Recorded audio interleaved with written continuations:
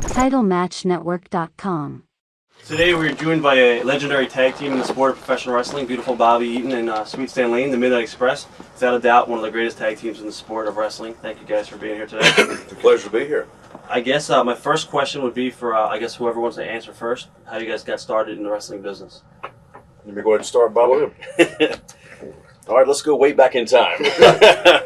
I got started back in the summer of 1978. I was living in Myrtle Beach, South Carolina.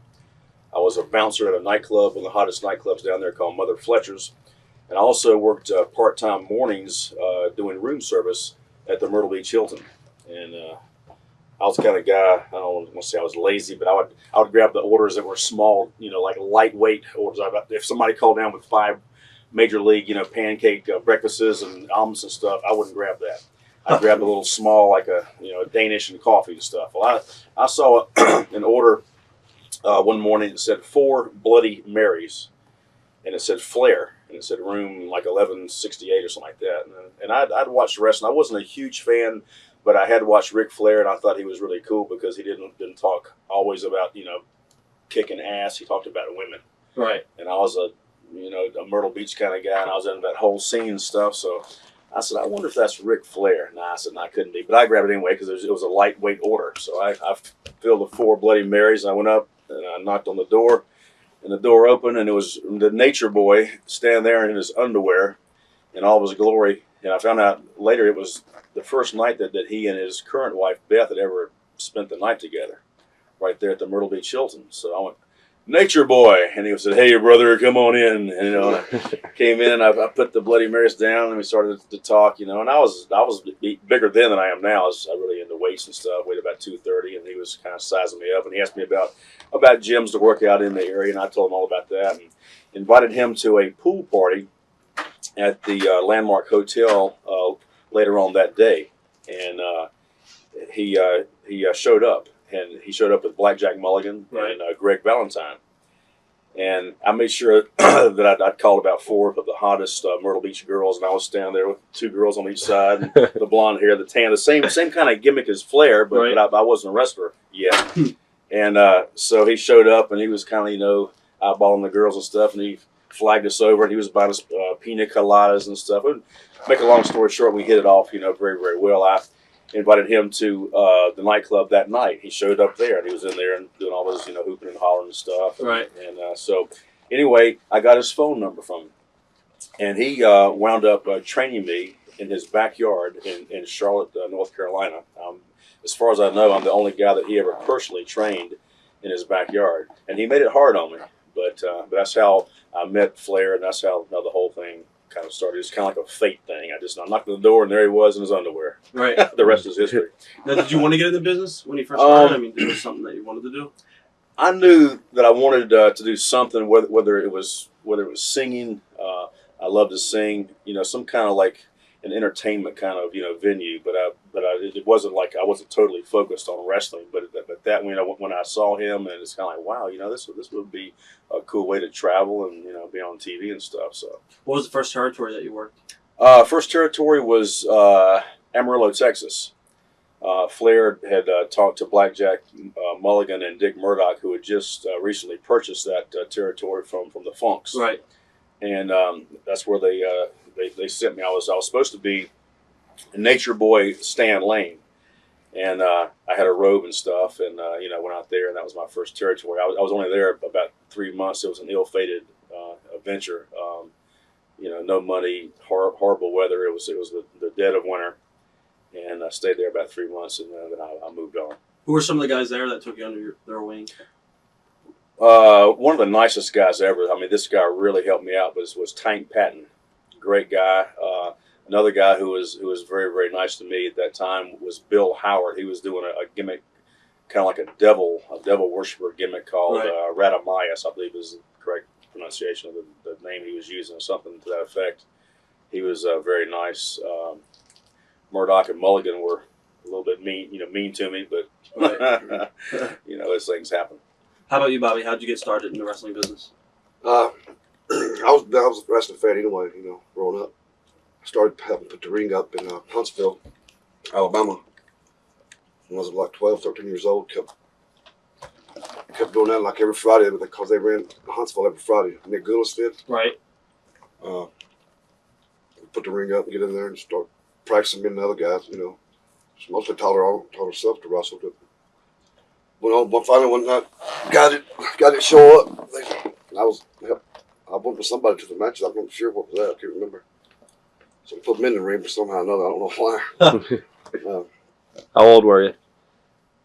I think about 16 years old. Wow.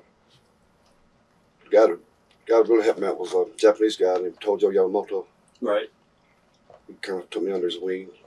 Did a lot of stuff together. Taught me, you know. He's got a skid from New England Motor Freight. Yeah, can we go to the back? Sorry about that. Okay, what are your early memories of Nick Goulas? What was he like? He was a character. I don't know if you've heard any stories about him or not. You know. Go ahead. You tell. He just he had a bad reputation of not wanting to pay guys, you know. Right. Bad pay. Yeah. Bad pay, yeah. Who are some of the guys that took you under their wing and taught you the ropes and stuff like that? Mostly Tojo Yamamoto and a guy named Lynn Rossi. Right. Most of them too. What are your memories of some of your early matches you worked with Randy Savage, I believe? You did like a lot of 60-minute, 90-minute draws with Randy. What are your memories of those matches with Randy? Good. They all were good. Just, of course, both were young, a lot younger then, you know, so we could go long, you know, go forever. Right. That was good. He was wild as heck, you know, crazy as hell. You also worked with Ole Anderson around that time period. What are your memories of those matches? Well, I didn't actually work with him that much. He was like the booker. Right. Well, if you've ever been around Ole, you know how he is, Stan, don't you? A lot of people say he's really miserable. Yeah, he's mad at the world. Yeah. Now, from that territory, where did you end up? Would it be Memphis? Yeah. Okay. What are your memories of? Well, I think I went to Memphis. Yeah, stayed there for a little while. I left there, went to work for Blackjack Mulligan and Ric Flair. I think they owned the Knoxville territory. Right. Stayed there for a couple of months. You guys actually both worked Memphis sometime around the same period, didn't you? We did, yeah. And you teamed together too early on, I think, maybe a couple times. I'm not sure if we actually teamed together, but we worked, with each other. I recall a match where Bobby was teamed up with Coco Ware. Yeah. Right. Beware. He wouldn't Beware then. He was just Coco Ware, and it was me and Steve Kern as the Fabulous Ones against Bobby and Coco. And I think y'all's manager at that time was Jimmy Hart. Yeah. Right. I got that on tape, matter of fact. Yeah. He knocked me out one time in Memphis. Them kick fight, whatever it was. He had Savant-like. hit me in the back of the damn head. What are your memories of working the Memphis territory, and what was it like working for Jarrett and stuff? Either one, whoever wants to answer first. Jerry Jarrett was, he was great for us. That was my first real big, huge break. The Fabulous Ones. I met Jerry Jarrett when I was down working for the Fullers in Pensacola. Right. And Bill Dundee came down there, and he had a version of the junior heavyweight belt, and we did a deal where he came down there and he put me over a couple of times, and then I went up to Memphis and Nashville for several days, and I put him over. I dropped the belt back right. To him. That's where Jerry Jarrett first saw me wrestle, saw my work, and he approached me at that time and told me when I was ready to come there, give him a call. He'd like to have me. So that's how I first met him. And when the Fabulous Ones thing happened, that was just a tremendous opportunity for me and Steve Kern. I think originally he had in mind me and Terry Taylor, but Steve Kern got his ear and said, I'm the man for that job. I'm a Fabulous One. But that was just a great experience, for about 6 years. Did you think it was going to become as big as it did? Oh, I had no idea. I mean, that around that same time, music TV, MTV was just coming on the scene strong, and music videos. And if I'm not mistaken, we were the first wrestling team to use music videos to like promote it ourselves. Right. It's not so much wrestlers, but more like rock stars.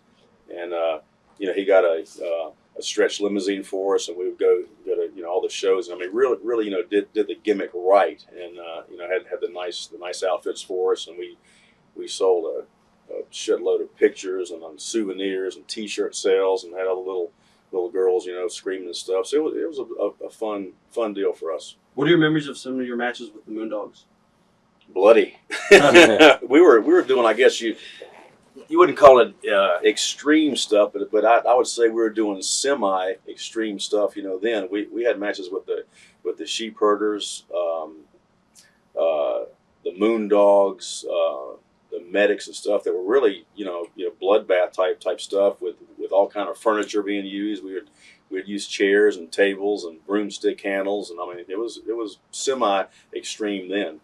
What about your matches with the Road Warriors? You had some classic matches with LOD back in the day. Yeah, we did. We sure did. The very first one was in the Mid-South, the Coliseum, and that's back when they just come on the scene. They were like revolutionizing the wrestling world by actually just beating the shit out of people. Right. And so Steve and I were a little leery of these two guys that weighed about 285 pounds and with no body fat, and we'd seen them on Georgia Championship wrestling just with the job guys or right. enhancement guys right. as they're called today. We just brutally welts all over the guys. So we were a little leery, but we got through it and wound up having a extensive program with them, working for Vern Gagne up in the AWA for about a year. We're like married to him. Right. And, I got press slammed.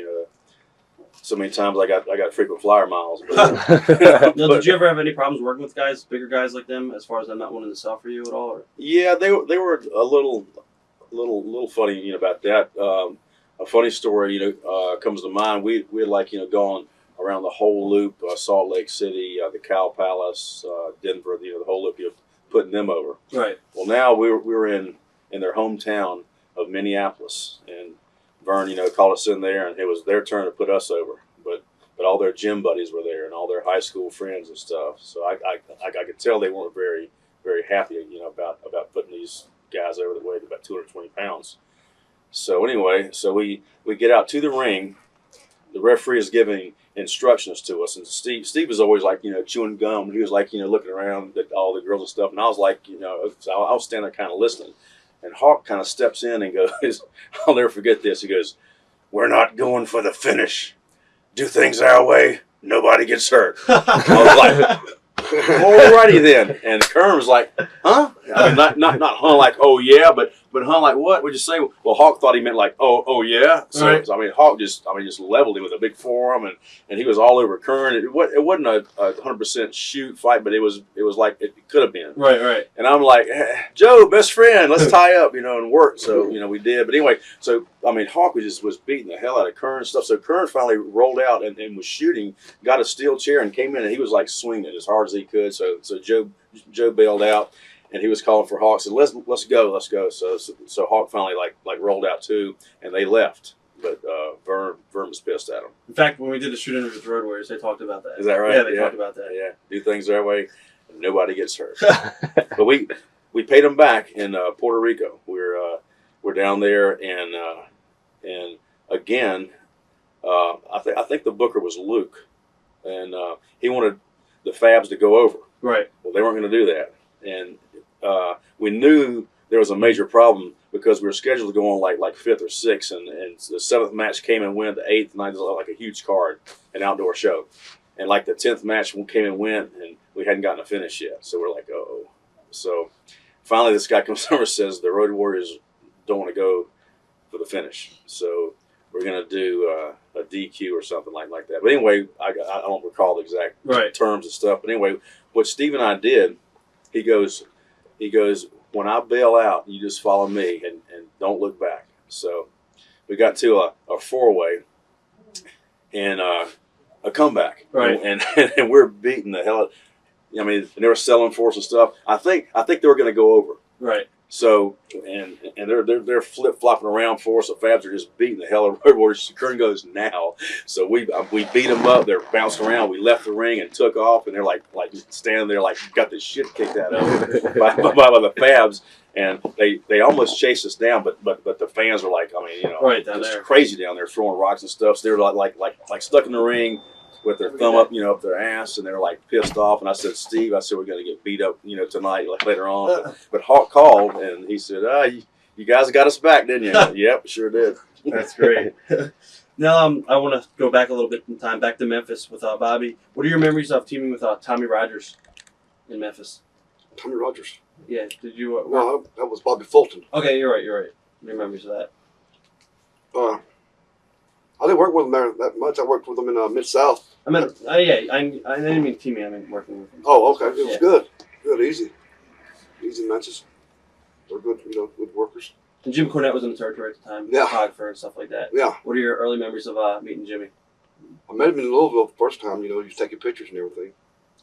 Then Bill Watts came up he was managing somebody for Jarrett. Right. I was teaming with Duke Myers or something, I don't know who it was. Dennis Connery was there. They were kind of like swapping both.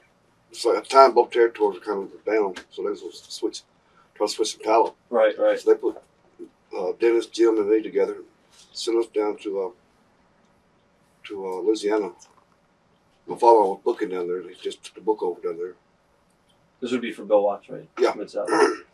That's where Jimmy went crazy at. Where he lost his mind. All the Cajuns, he got beat up. I know I got beat up about 10 times, at least in 1 year. Were they like the worst fans? Yeah, to me they were. Yeah. Crazy as hell. I mean, every night. I mean, he got to the point, Jimmy was actually loading his damn tennis racket. It sounds. For real, it was for real loading it. Yeah, for real loading. And was it a horseshoe? horseshoe and stuff put in there. Yeah, so it was a horseshoe. Yeah, it was, I really. was wondering how he loaded it. Well, I come back one night from the ring, because they gave us a big push down there. Right. And the Marks had jumped on us, but I had the tennis racket, because that's before Jimmy went completely nuts. He hadn't went all the way crazy yet. Right. So I had a tennis racket, and I'm trying to hit all these Marks that hit me, but I've hit everybody except the Marks. I hit Grizzly Smith. He was bleeding. I hit Jimmy in the back of the head like the Three Stooges. How different was that territory from Memphis? Just the people. I mean, if you've never been down there, you've been down there, like, you know how That was my second territory. Right. people are. They're different people down there, man. They're crazy as hell. Different world down there. Yeah, it is. It's a whole different world. It's not so much now, probably, but back then in the 80s, I mean, especially the further south you went, Yeah. the more, Oh, more my God. Cajun type. Homa. Yeah, Homa, yeah. Alexander. Thibodeau, Thibodeau. Homa. Yeah, we've been there for ECW. A rough city was St. Charles. Yeah. A rough city. They're What's one of those cities that's about the last city you can get to? Homa Is that it? on the Delta. Yeah. Okay. Mosquitoes were the size of sparrows. It was brutal down there. Oh man. What are your memories of Bill Watts? What was he like to work for? I've heard a lot of stories about Bill Watts. To me, it was good to work for, Well, I liked him. He he rose was- you to death. Yeah, he was a hard man. I mean, he was a big guy. He was a tough guy. He was kind of a bully. Yeah. But he was fair about it. Yeah. I left Amarillo and went down there to Shreveport. Moved in with Tank Patton and his wife, and they took care of me for like 3 months because I'd lost all my money. In Amarillo. 3 months of starving, and I think I was in Louisiana about 6 months. But I recall it primarily were the horrendous trips. I mean, Yeah. we would drive from Homa, which is as far south on the Delta as you can go, drive all night long, like to Tulsa. The Yeah. next day, like 600 miles or something. I mean, it was brutal. And then we'd drive, to Oak City, Oklahoma City, and then drive back to Loranger. I mean, it was just a brutal schedule. But we did it. Yeah. 2-lane roads too, north and south. At that time, 2-lane roads. I mean, it was a dangerous highway. Everybody had a broke windshield. Yeah, Windshield. yeah, rocks. From the fans, I guess, right? No, No, just roads. the road. Roads. a bad road going north and south. I guess, what are some of your early memories of teaming with Dennis Condrey? That's when we first went to Louisiana down there. Right. So we first team together. Real good. Real good. Like I said, we were getting a big push and everything. we just had to work hard, man. We wanted to work hard anyway, you know, because I was real my first big push, I guess, down there. Was in Mid-South. Yeah. Right. And, you know, without a doubt, one of your biggest feuds of all time, both of you guys, was Rock and Roll Express. Yeah. You guys started out with them in the Mid-South territory. Yeah. What are some of your early memories of working with them in the Mid-South? Good, real good. They were over big time. You know, people loved them, girls loved them. We just beat the piss out of them. You know, corny, you know, wanted to throw something to them, fuck them somehow. Right. You know, Can't say fuck. when you Oh, you say can. that. But just, I mean, they put so much heat on Jimmy, you know, I'm down there. These damn poor, these marks are getting all, you know, some of the guys are not corny, you know, for some reason, Right. you know, because he knows he can run that lip a little bit, you know. Going back a little earlier, He how talks was so fast his tongue's got a racing stripe on it. going back earlier to Memphis? How was Lawler like? He was all right, I guess, you know. Mhm. I didn't work with him that much. I worked with him a few times, you know. Right. How was he for business though? I don't know. What do you think, Mike? I don't know how to explain it. Well, he wasn't even actually the booker. Lawler was out for Lawler, but I mean, you know, it's just, you know, he was the king of Memphis at that Right. time, and you know, from my own perspective, you know, Steve Kern and I, the Fabs, we probably exceeded him there for a while, you know, and I'm sure that probably bothered him a little bit. We were, you know, setting attendance records and stuff, and we're you know, I mean, you know, to get selling like $2,000 a week in like gimmick sales, and that was, you know, a heat thing too. Everybody's going, Yeah. these guys are selling all that stuff and making all that money, and so, but you know, I mean, there was no like major heat there, you know, between us. He was a single star, and Steve and I were the tag team stars, so there wasn't a direct, you know, rivalry there, but there's a, you know, a little bit of a, I guess, healthy, you know, competition Right. kind of a thing going on. How did him and Jarrett get along? I think they're, you know, got along all right. I never saw them like, you know, yelling or arguing or anything. Did you, Bobby? No. Any kind of problems? It's always just a bunch of little games between Lawler, Jared, and Dundee. Yeah. Right. They always play these little Cat games with games. each other. You know. So you would get into the boss's ear. Yeah. Mm-hmm. How was Dundee was booking in Mid South back when Yeah. you went down there? How was he? Good. Was he different in Mid South than he was in Memphis, or Mm, pretty much the same guy? yeah. I mean, it was.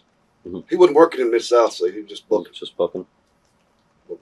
Any Yeah, matches? he's better doing that. He's better either booking or Yeah. working because he's a hard worker. He'll book. I mean, he, you know, his heart and soul into it, or he'll work his butt off in Right. the ring. But if he's booking and working, he tends to want to push Yeah. himself. Yeah, exactly. So, you know, How was Jackie Fargo like? he was a good guy. How did you hook up with him though originally? That was done through Jerry Jarrett. You know, the fabulous, you know, Jackie Fargo, the fabulous Fargo brothers, the fabulous ones. We were like his, you know, his proteges. Right. And he was, you know, he didn't go to the towns with us. He would just do the interviews for us. You know, he'd be sitting there, and he's a legend, and especially, you know, back then everybody really, you know, remembered, you know, who he was. So he, like, you know, gave Steve and I his stamp of approval, and that really got us over strong, you know, by, you know, him saying, because he was a baby face, but yet he was a rugged, you know, a kick-ass kind of Brawler. fighter baby face. And so that's what Steve and I sort of wore. You know, we wore the tails and the top hats, but yet we would do the blood and guts type thing too. What are your memories of the vignettes you guys used to do with Billy Squire songs? Oh, great! Just fun stuff. We did all those. You know, my favorite one was the ZZ Top one, because I kind of, like, you know, produced that one a little bit Right. myself. Jerry Jarrett started out doing them, and then he said, "You guys do them," and it was fun. You know, kind of like the producer. Okay, I want the band to come in here, and the Harley pull in here, and, you know, you girls come over here and kiss me, or it was just a lot of fun, kind of like a Hollywood type of deal. Do you have any good memories of teaming with Steve Kern? And Yeah. What was he like outside the ring? He was a fun guy. He was married, you know, at the time, but yet, you know, and he had a good, you know, compromise between being a family man, a father, but yet being a cool guy, you know, on the road too. Right, You right. know, he was always a real smart guy. You know, he was business, but yet he could have some fun. He was never like a nightclub guy the way I was, as far as I love to go out and dance, and I love to go out and and chase women and stuff. He wasn't like that. Didn't y'all leave Jock Show and Terry Taylor on the side of the road or something? Yeah, we sure they argued or something. Yeah, Kern was a hell of a river. Yeah. Right. Jacques Rougeau and Terry Taylor just never got along. It's kind of like water and oil. They just did not mix, and we were traveling with them for a while. Jacques, I think, had just come to the territory. He'd been there about a month, and every time we'd go on a trip, they'd start arguing in the back seat. It's like two women. So finally, Kern goes, "You know what? The next time they start arguing," he said, "we're going to leave them on the side of the road." And I thought he was kidding. So we're driving back from Evansville, Indiana, and I think some beers are being consumed and stuff, and they're arguing again. And I look at Kern. Kern goes, so we pull over and say, let's pee. So, okay, everybody gets out to pee. Me and Steve get out, zip down, zip back up, jump in the car, and took off and left them there. They're probably going, they'll come back. Right, but right. We didn't. We left them there. That's great. I think they got picked up about half an hour later. Yeah. Somebody came by and saw them thumbing or Somebody picked them something. up. That's great. Also, during the Mid-South era, you feuded, I guess, with Mr. Wrestling 2 at Magnum TA, right? A little bit. What are your memories of those matches? They didn't get along with them anyway. Them two. Matter of fact, I seen Wrestling 2 Saturday night in Birmingham. It was good. This is 2 about his last little run, They would give Magnum a push, and I think there was a little jealousy in there. And they had a few words, a couple times.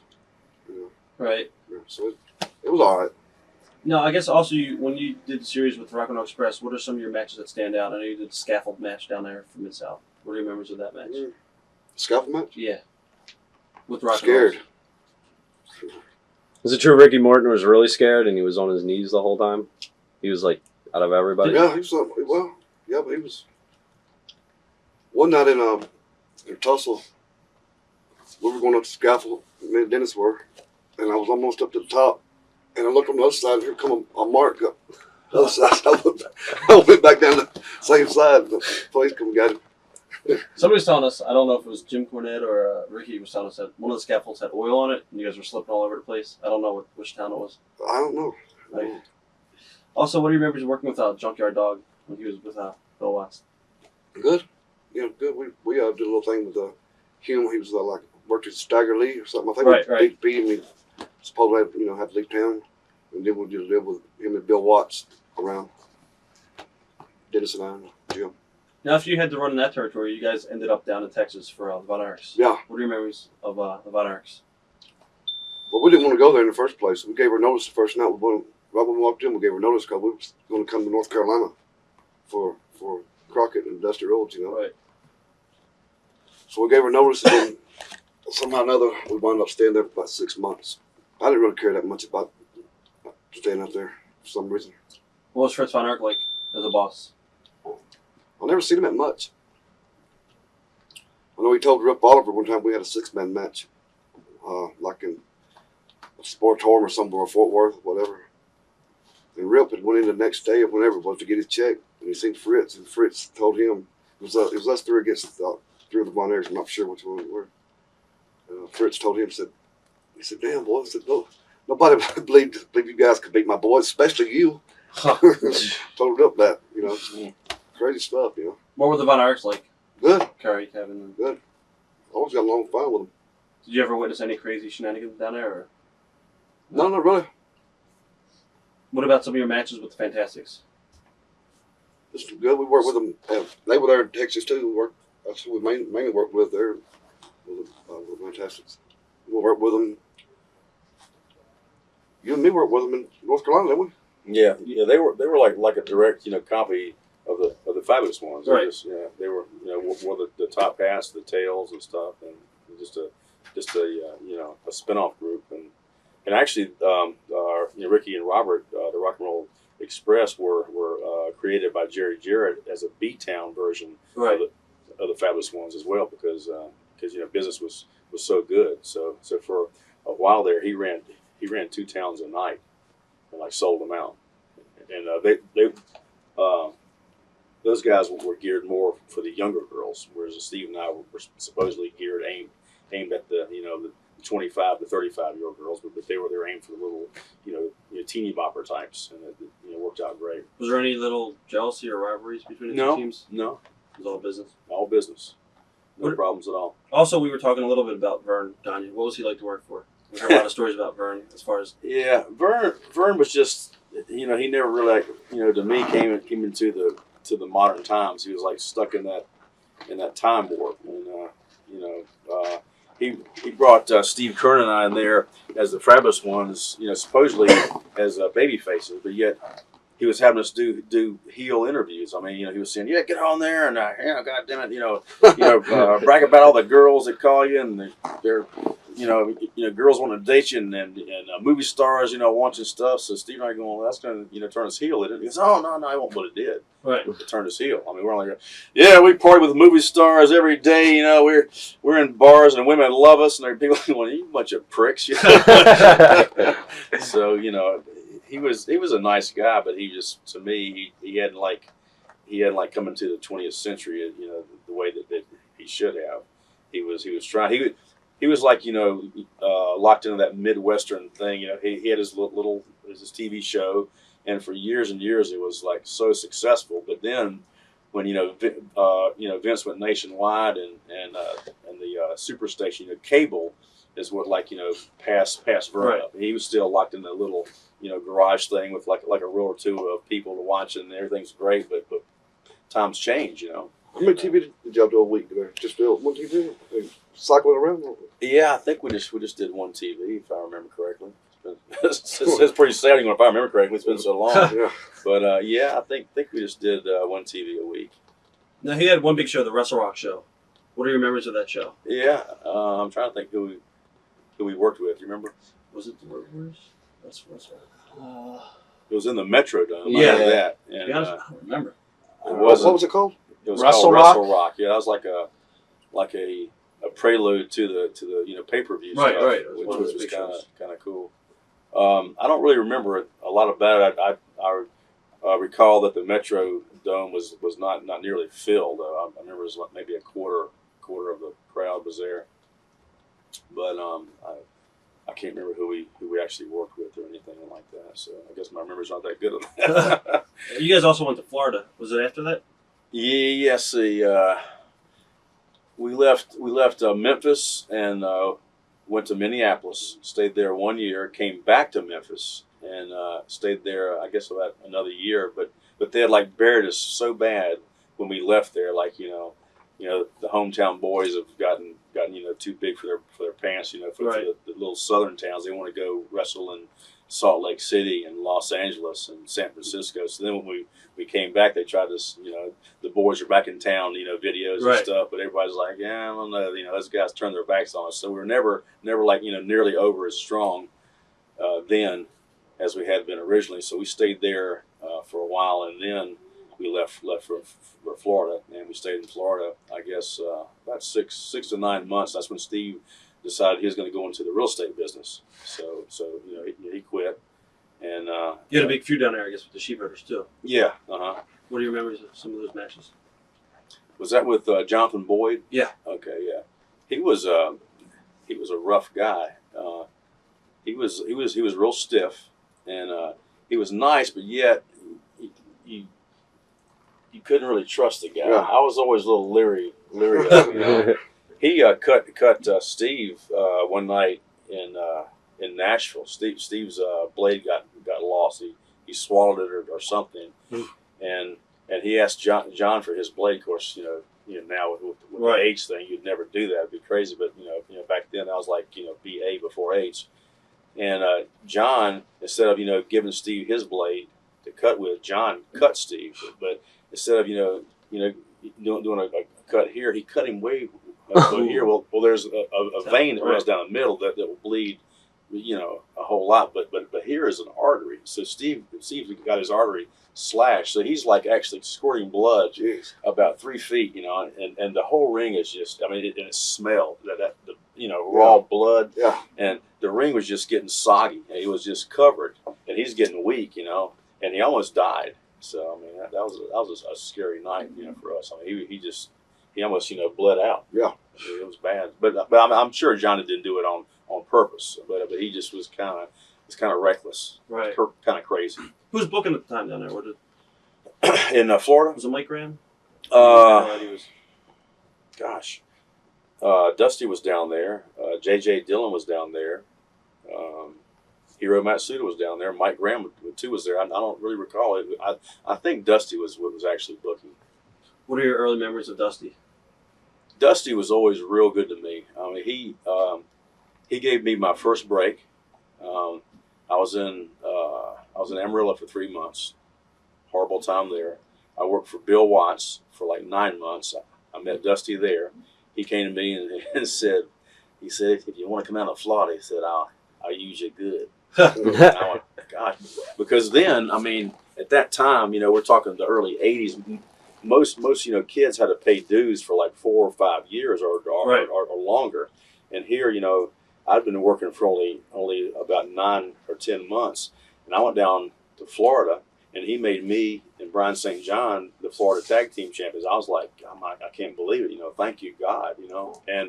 And two legends, Ray Stevens and Eddie Graham, dropped the straps to us, and I was like, wow, this is unbelievable. So he gave me that break, and then when Steve, quit the business to do real estate, I got a call from Dusty again, and I joined the Midnight Express. So another great break for me, because of Dusty Rhodes. So I got to tip my hat to Dusty Rhodes. We'll talk about the Crockett era now, I guess. I guess when you first came to the Crockett territory, what were your initial thoughts on working for Crockett, and Dusty was there as booker? What were your thoughts on that? Well, he just told us, he told Jimmy and Dennis and I that he was going to give us a big push, everything worked out fine, and he just had to move 2 or 3 different times, So at that time they were the same territory, but they were having, just like they'd run Atlanta. Right. Just down there, and then they'd run the Carolinas. So I moved from Dallas to Atlanta. Then stayed in Atlanta about 3 months, then moved to Charlotte. And then, but it was real good. I got along with the Crockett's and Dusty real well. Your main feud there was with Rock and Roll Express. Yeah. Any matches that stand out? No, I thought they all were pretty good because they were over big time, Right. What exactly happened with Dennis Condrey leaving the team? We heard a lot of different stories. I couldn't tell you. I don't know. He let me out one night, and I didn't see him again for 2 years. He said, I'll see you tomorrow. I seen him about 2 years later. I guess we heard from a lot of people that Tom Pritchard was going to be the next choice as your partner before they brought Stan in. Is there any truth to that? I don't know. I don't know.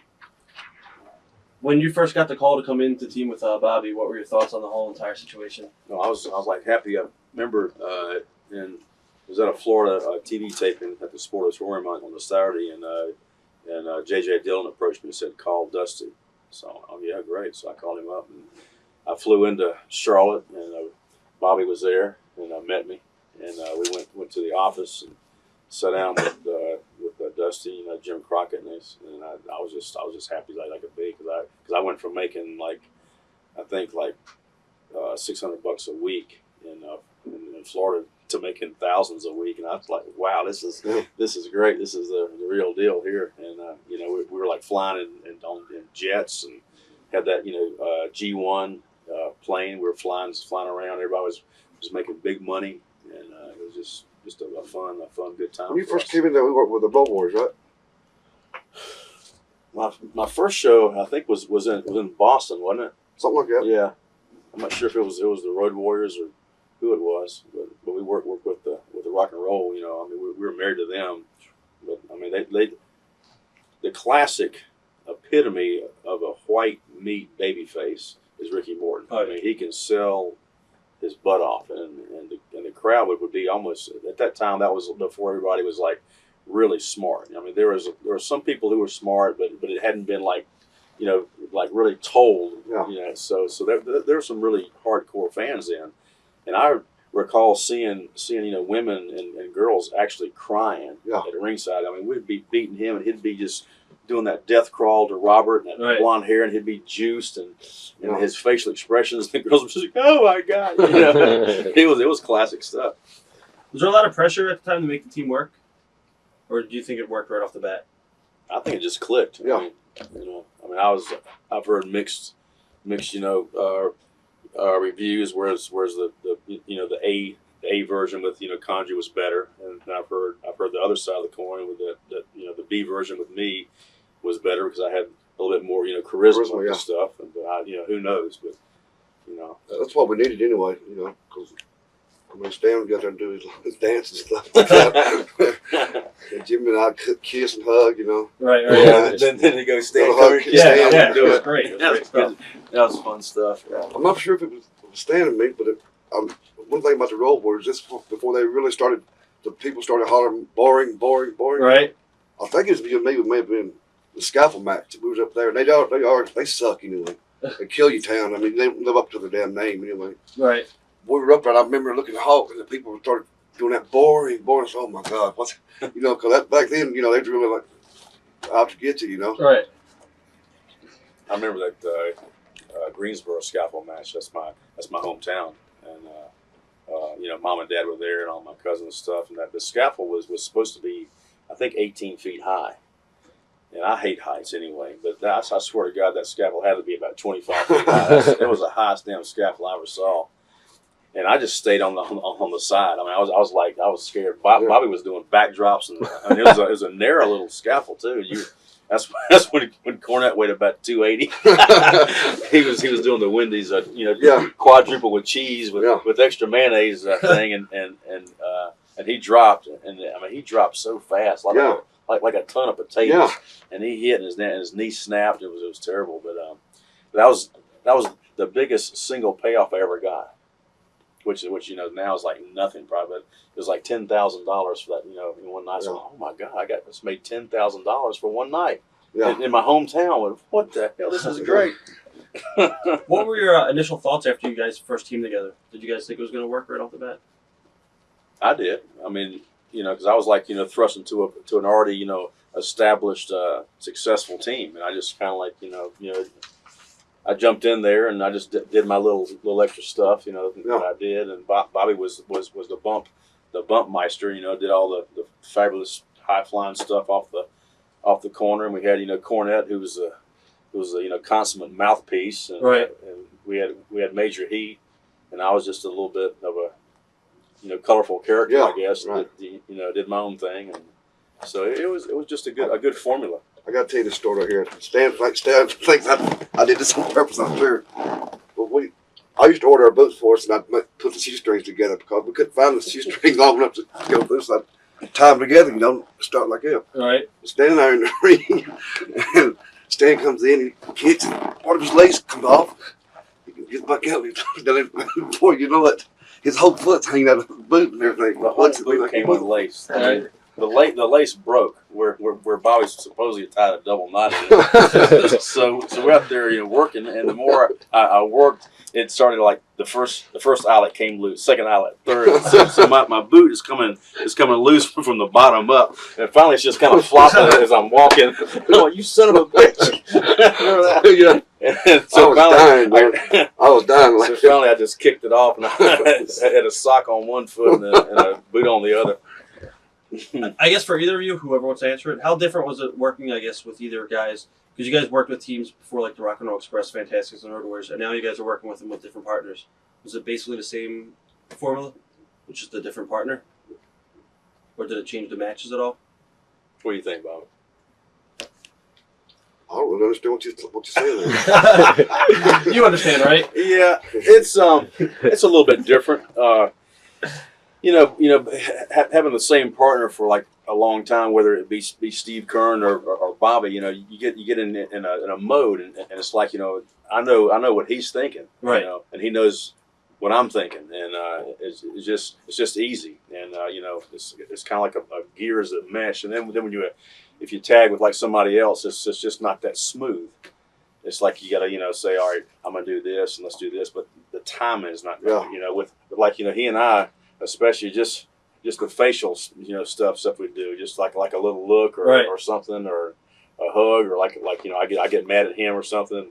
The crowd would see that. It's just like which is a whole lot easier. A marriage almost. I guess how did Jim Cornette change throughout the years? Well, from Memphis to when I first met him, he was taking pictures just like Bobby said in Memphis, and he was taking and also selling a shitload of pictures to us. He was like selling me and Steve our right. pictures to sell. So he made a lot of money there, and then he was like the first manager ever to get the same exact pay as the wrestlers got. And Bobby and Dennis made sure, he got that. Yeah. But then I recall this, probably about 86 or 7 when we got our contracts with Crockett renegotiated. Well, they offered him more money, but, because all the focus was really on, Cornette. If we won, it was because of Cornette. Right. If we lost, it's because he like screwed up. Right. It was like it was almost a Jim Cornette show. So they paid him more. Well, I told Cornette, I said, no, wait a minute. I said, Bobby and Dennis always made sure that you got the same pay that they got. Now you're getting an offer to make more money than we get. So why don't you say we've always made the same thing. I want to make the same thing. Either pay them more or take mine, my bonus money and split it with Stan and Bobby. But he didn't want to do that. So I kind of okay. Was there a little heat there? Well, yeah, just a little bit, but not major. I mean, I said, all right, whatever. Have at it. I guess back to Bobby. What led to your series of matches with Dusty Rhodes on TV? I guess you did a regular match, you did a no DQ match, and then you did a cage match in Philadelphia. I don't know how did it come apart like that. I don't know. Just was you there at the time, Stan? Where's this now?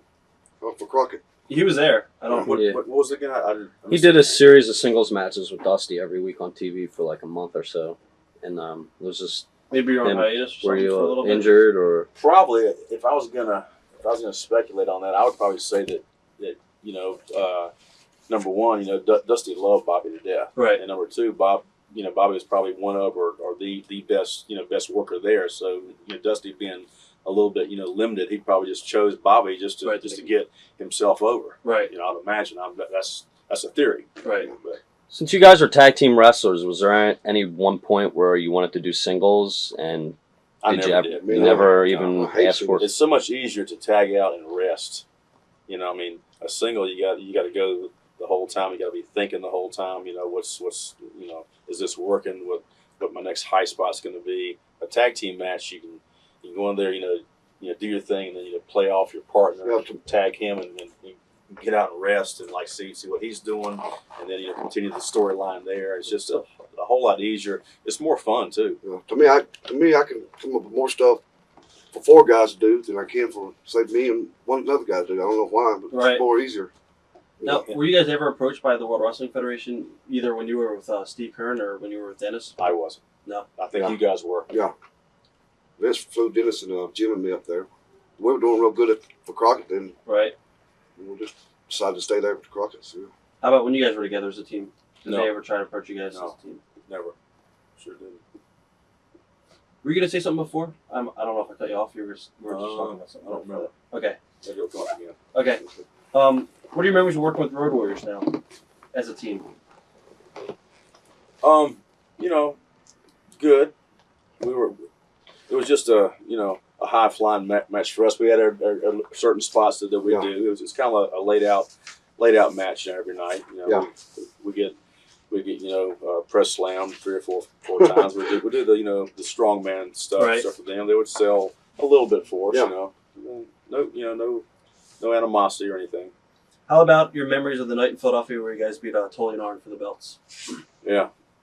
At that time, I think we were like the only tag team in WCW history to be both U.S. and world Right. tag team champions at the same time, which was cool. Yeah. I got a picture there of us having the U.S. belts and the world belts on our shoulders. Like, that's about as good as it gets. In a working kind of a thing, but it's actually a shoot because if you have the belts, that means that promoters think that you can draw the most money. So it's a work as far as being tough, Right. But it's a shoot as far as these guys are the guys that we really truly believe in. They can put butts in seats. Right. So it's an honor. What are your memories of the Crockett Cup '87? Who we worked with? Refresh our Road memory. Warriors. They missed the fire. Oh. Oh, the fire. Yeah. and then I that's think right. you worked at Garvin's. Yeah, How was working with Ronnie Garvin and Jimmy Garvin? That was good. Good. Ronnie Garvin was snug and stiff, but not like Right, bad. Dangerous. He wasn't dangerous. But he would mess with you sometimes. Yeah. You know, he'd like hook you in a hole. You'd be like this, and then he'd stick his finger in your nose, or you'd thump your nose like that. And Yeah. you're like, oh god. But he was rugged Ronnie Garvin. I worked with him on a show about 3 years ago, and down in Savannah, Georgia, and he hadn't changed much. Just a little bit heavier, but same hairdo and stuff. Right. He's a classic. Were you disappointed, like when you guys beat Tully and Arm for the belts? Were you disappointed that they left right away? Did you think that you could have like good business for 6 more months, or? we did do real good after that. I'm not sure who took their place because that was their last Dynamic night. dudes. We made good money, because we were already booked with them, but they weren't going to be there. So we made good money for, I don't know, 2 or 3 weeks after that. Yeah. I know Rock and Roll Express also left and they returned, and they you guys did great matches again with them. I don't remember where they went. Did they go to Memphis for a little bit and they came I back? think they did. Yeah, they went down there and they actually feuded. What was I the don't remember. reason for them leaving? Do you know? Or? I have no idea. I think it was a little ego thing between Dusty and them. Right. Yeah, at that time, I recall that there was an A town with like Dusty on top, Right. and there was a B town with like the Midnight Express and Rock and Roll Express, and for a while there we were like out drawing his town, which was kind of like Right. you don't outdraw the booker and the main guys stuff, so we're like sorry, what the hell do we do? I remember going to Baltimore for one of the shows, and it was the Rock and Roll Express's return, and you guys had a hell of a match down in Baltimore. I remember Cornette got on the mic and said something like, "I don't know where you guys have been, but you guys should just go back there," and you guys all hit the ring. It was an incredible match. You guys did the same thing up in Philly too. Appreciate that. It was Yeah. good stuff. What was some of your favorite towns to work during NWA? Like, where were the best fans? Wow, it's a hard I question. like Philadelphia and Baltimore myself, too. Yeah, it was good. I'll tell you, the town I didn't like was Beckley, West Virginia. Why's that? Like I had a major lawsuit there for $6 million, and it was actually settled the night before the trial was going to start, and they paid this guy who started the whole thing, by the way, paid him $450,000. Fan incident? Yeah, Is this NWA days? Yeah. Yeah. The other guy threw an aisle Stan, marker. aisle marker hit me, but Stan said, "Watch about it." I went, look out, Bobby! This I didn't know. wooden like an aisle marker. It was like a 2x4 and had a triangular wooden thing. So Right. like section C, and the bottom was like a cross thing, and it was a Saturday night, and they served beer there, and Cornette set the tone by going, "Well, it's really nice to be back here in Beckley, West Virginia, home of the black lung disease." We're like, Jesus Christ, don't say it. I mean, they hated us anyway, and it's like, we're putting them over, don't get any heat. Right. It's Saturday night, they're drunk, they want to kill us. Yeah. Let's don't do anything.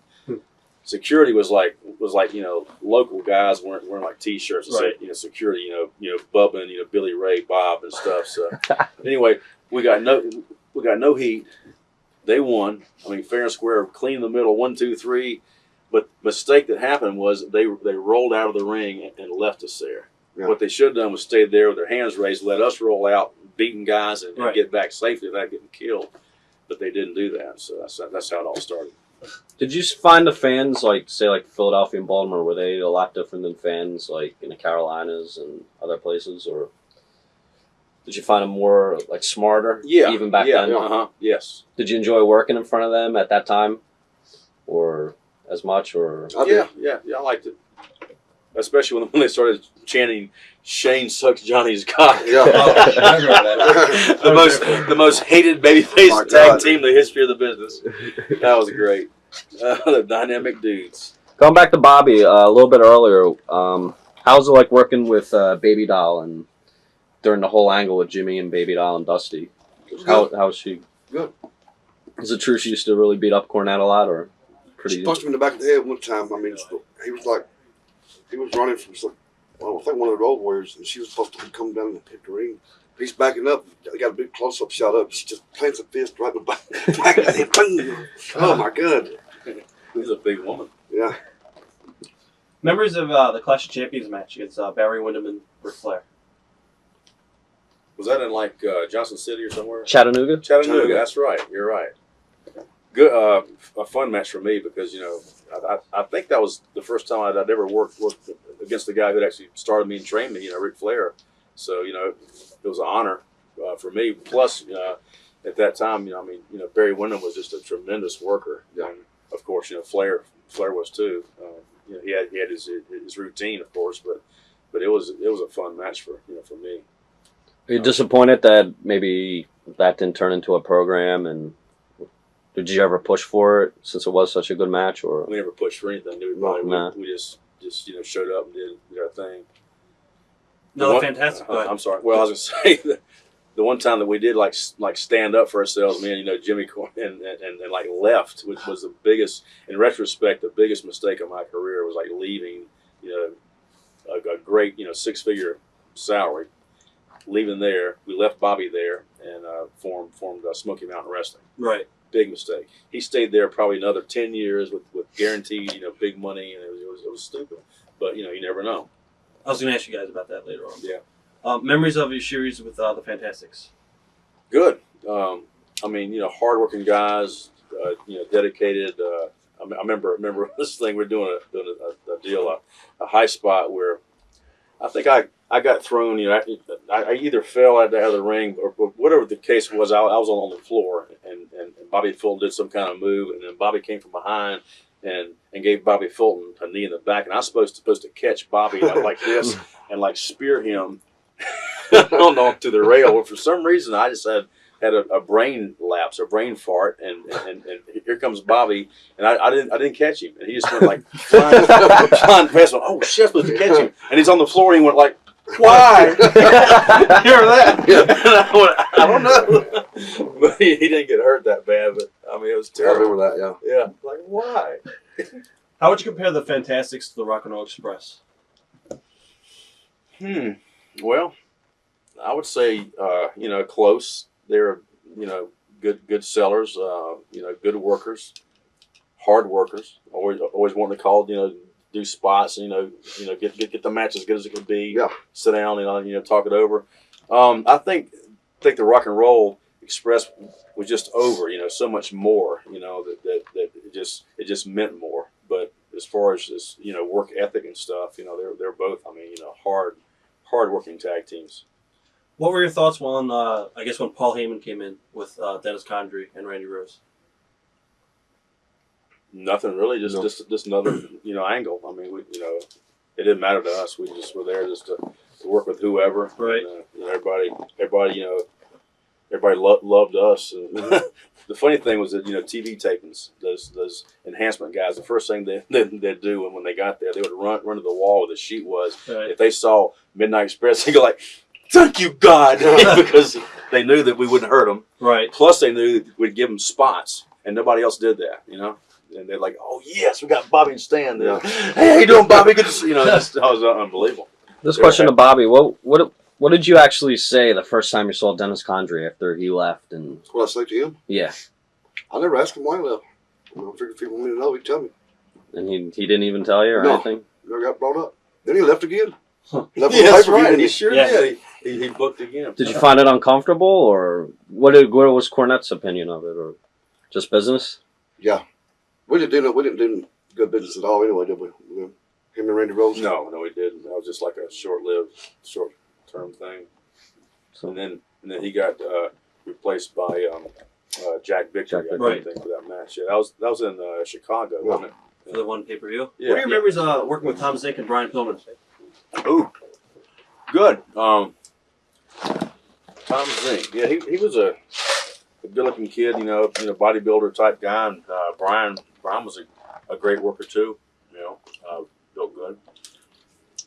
Nothing really stands out as far as like really, four-star matches, but always good, solid matches. Right. Would you say that, Bob? Yeah. There was never like a long-term program going on, but just good stuff. You had two good-looking, well-built babyface guys. You had two ugly guys with a loudmouth manager. So just a good combination. Yeah. You guys have, I guess it was a really brief feud with the new breed, Sean Royal. Yeah, And and Chris the champion. Yeah. Yeah, they were. My memories of Chris Champion was he did a lot of the martial arts stuff, a lot of the kung fu stuff, and he always felt real like when you tied up with him, he felt rubbery. Yeah, I did. He was like he wasn't like, of course, stiff is not good anyway, but not, it wasn't just like it was like just a rubber man. You get kind of like get his arm in an arm bar, just keep on bending, and and Sean Royal, he got started in pardon me, he got started in Florida. Nice young kid, and put this down here. But I mean, no real standout, memories or stories to tell as far as those guys go. How about Michael Hayes and Jimmy Brown and the Freebirds? Now, one night we had a problem with them, didn't we? Yeah. Or you did, didn't you? Well, they wanted to beat us and then start eating us too. That was the menu of Dr. Death, wasn't it? Mm-hmm. What exactly happened? They just kept on. They beat us and then they just wanted to keep on beating us. And Steve Williams got a chair, man. He like to kill them. They didn't want to sell for Jimmy, but we sold for Jimmy's wife. Yeah. Patty. Right. I mean, I'd take a bump from when she slapped me. I'd take a bump, stand, take a bump, whatever. But they didn't want to sell for Jimmy. Any memories of the match at the Clash of Champions where you guys wrestled them in the finals of the tag tournament? No, not really. Nothing stands out. What are your memories of the War Games match you guys had in Baltimore? Refresh my memory. They're old and senile. They don't remember a thing. What's my name? I think it was you guys, Dr. F maybe, Yes. and the Road Warriors against all three Freebirds. And the Simones. Oh, okay. No. Bash 89. Yeah, it was Bash 89. That was like Flair and Funk and Muda and Sting and What stands out, really? Yeah, I don't really How recall was that match. how was Kevin Sullivan like when he came in? He's all right. Yeah. I always got a little fun with him. I did too. Yeah, I like Kevin. He was a stiff worker, Right. but not. I mean, nothing like really dangerous. As far as us, maybe with the TV guys, maybe he was a little bit reckless. Huh. But no problems. How'd you see the company changing, especially from like '86 to '87, and then with the whole thing with Watts? And did you see the company going down? Like towards the end, I think they were moving the offices to Dallas, and then a lot of people were leaving. Well, they went and bought Kansas City and bought Louisiana and bought Florida.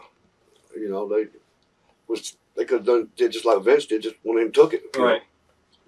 They were flying. We flew from like Charlotte to Fayetteville, North Carolina one time, or something like that on a plane. With no reason to do that.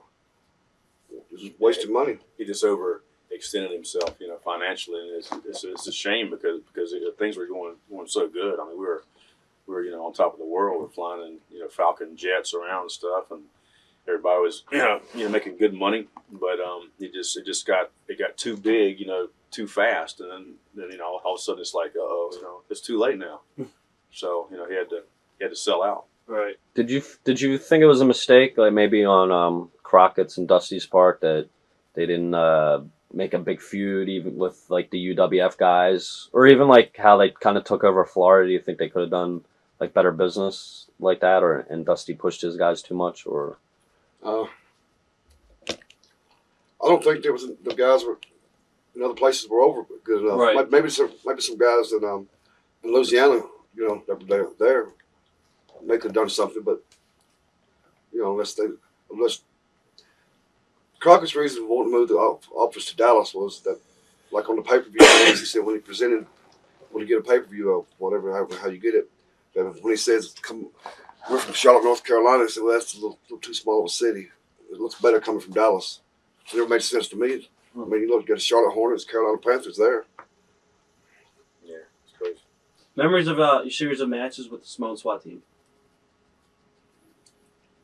I started out had just a little bit of a problem with was it Samu? Mhm. Sam was a little not stiff but just a little bit of a problem there. You know, he was not selling really good for us Right. at the start, but then it got better. I remember a battle royal up in Minneapolis, and Brad Rangens took him down and just tied him in a knot. And I remember I looked down at him. He was like this, and I thought, well, see what goes around comes around. You know, there's always somebody tougher, and there's always but we worked against Sam and his partner in Nashville just recently. I say recently, but like the past 5 years on the show. It was just a breeze, you know. Right.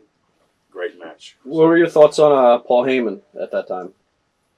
I never knew, Paulie, that well. I mean, he came into. I'm not sure if he worked for Crockett or if it He was worked later. for Vern first. Oh, Vern. Okay, well, I wasn't there then, was I? Or was I? No, you weren't there. Okay, I don't think so. I met him when I guess we just been bought out by the Superstation, right? By Turner, and I never actually hung out with him. You know, I just saw him and hi. You know, how you doing? Just the small talk, but I never like partied with him or hung out with him. So I don't have any good stories to tell you about Paulie. Did you see? Bob? I got along with him good. You know. Did you see tension between him and Jimmy, or was that later on? I think that was later on when he was with ECW. Yeah. I think supposedly he screwed Jimmy out of something. I don't know. Right. Memories of your series of matches with Rick and Scott Steiner, the Steiners. I loved him. Rick Steiner would tell me, Stan, kick me in the face as hard as you want. And I'd go, no, I just don't want to do that. No, he said, don't worry about it. So he and I did a spot where I would side kick him. Boom. I mean, right in the forehead, hard. I mean, stiff as hell. It didn't bother him. Well, it didn't bother him then. Maybe he's got headaches now from it. But it was wild. But he was just a cool guy, and Scott Steiner would like stretch guys in the damn locker room like Luger. Yeah. I mean, he just like specialized in like big, strong, guys with muscles. But they loved us. You know, it was like, Stan and Bobby were cool, and we were like, okay, they like us. I didn't know at the time, so you brought up Stan, because my ass was sore and yours was too, like bruised a little bit, because we do a spot where we lean through the ropes, he bite us on the ass, remember? That's right, yeah. He bites on the ass. I got a bruise on my ass back here. Dog face gremlin. Yeah, he just dropped down on all fours and bite us on the foot. Yeah. Thoughts on Jim Herd? I thought he was just kind of like, just a guy that kind of like, fell into a job and didn't really have the background or the wherewithal to really handle it. And, I thought he was just I never had heard of him before. No, me either. I hadn't either. I think he was a businessman and that knew somebody or something, but he came in like took over. But he in my opinion, and that's all it is. He didn't do a very good job of managing the wrestling. Jimmy loved him.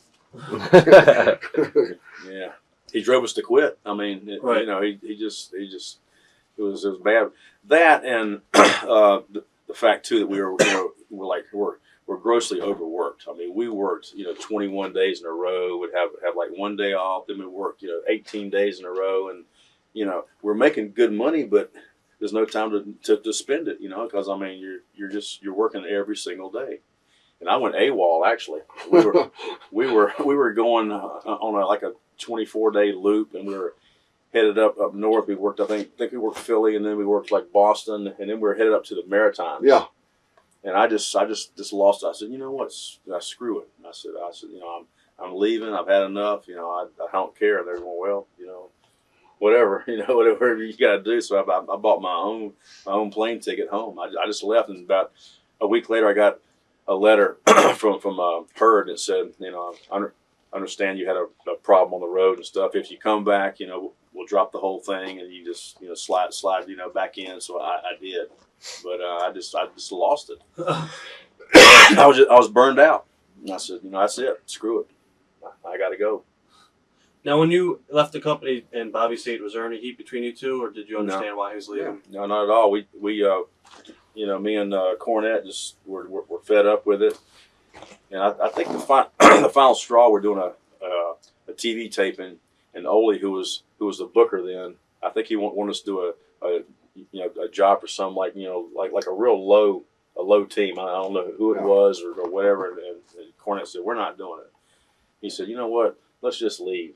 And I said, "Well, I don't know." And like for about a month prior to that, he had buzzed us about this this grand idea he had for, instead of being small fish in a big pond there at WCW, to be big fish in a small pond, get our own company.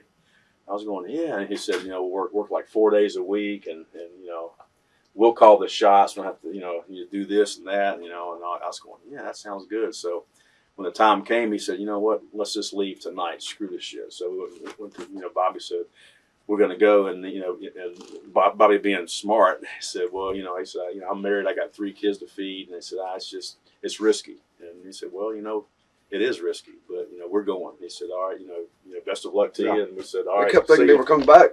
All they kept saying, are they coming back? I said, no, man. I guarantee you he's in the drive-thru at Wendy's by now. We drove back to Charlotte. We were high-fiving each other and thinking, man, this is great. The chains had been just banished from our bodies. We're heading back, and I don't have to get up and go to work tomorrow. I can just be off for a while, and then we'll start this Smoky Mountain thing, and it'll be great. And, but it didn't work out that way. And meanwhile, Bobby, I think about 2 months after Cornette and I left, he got a huge raise, just to show us, right? He got a great raise, making great money. Well, Jim Hurd called me and said, we want to offer you this right here. I said, okay. Well, I didn't know he wanted me to come in and sign the contract right then. I thought, when my contract was up, because my contract went up. So they called me again about 2 or 3 weeks later and said, well, okay, we'll offer you this right here. More. I said, all right, yeah, okay.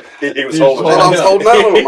Okay, I'll take it. Yeah, finally, Jim Barnett called me and said, we want to offer you this. There was more money. I'm like, maybe if I held out for about a year or two, I'd be making millions of dollars. Yeah. Now, I guess, was there any differences at the time with Paul Heyman became your manager? How would you compare Paul Heyman to Jim Cornette as far as being a manager? I've seen a little comparison between, between him and Jimmy. Now, you were then teaming with Arn Anderson. So yeah. What was he like to team? Good. Real good. How would you compare him with Stan? It's different. Totally different. So you got me and Arn in there where it's more like Stan and I got 2 different styles. Right. As far as the charisma part. And just me and Arn are just like blah. Right. Now, you guys went down to Smoky Mountain Wrestling. That started up. And you started teaming, I guess, with Tom Pritchard. How would you compare teaming Tom Pritchard and Bobby Eaton? Well, Tom's a great guy.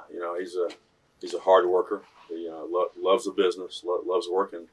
The problem there was it was just horrendous trips there. I mean, we were driving up and down mountains, and I went through like 3 sets of breaks in a year's time. And originally I was supposed to move there, but originally I was also going to make a whole lot more money. And then Jim said, well, let's don't pay ourselves too much yet. Let's just see how it gets going. So I'm thinking maybe I better stay here in Charlotte and just drive up there for a while and I see so I did. So I was making a 250-mile trip on Thursday, and we worked Thursday, Friday, Saturday, and Sunday, and then I drive back. And so I mean I was putting a lot of wear and tear on my car and a lot of gas money, and the towns didn't really pop. So Jim, trying to get them to pop, he starts hot shotting them and stuff, and putting tremendous heat on us. And I'm thinking to myself, I mean, we're working towns like Hazard, Kentucky, and Harlan, Kentucky, and all these little mountain towns. I'm thinking I'm going to get stabbed up here some night for $200 a night, and it's not worth it. So I just got I got finally just burned out of it, and I decided I told him I said Jimmy, I might be gonna get killed up here for this little money. Right. It's not. I mean, it's just. And I was starting to get burnt out too. I've been wrestling for like 15 years, and I'd saved my money, and I just thought it's not worth it. So that's how the demise of my Smoky Mountain thing started. But I gave him a long notice. I mean, like about a 3-month notice. Originally, I was going to just give him like a month notice, and he goes, "No, please, you can't leave us now. My God, we worked so hard and stuff." So I stayed there a long time.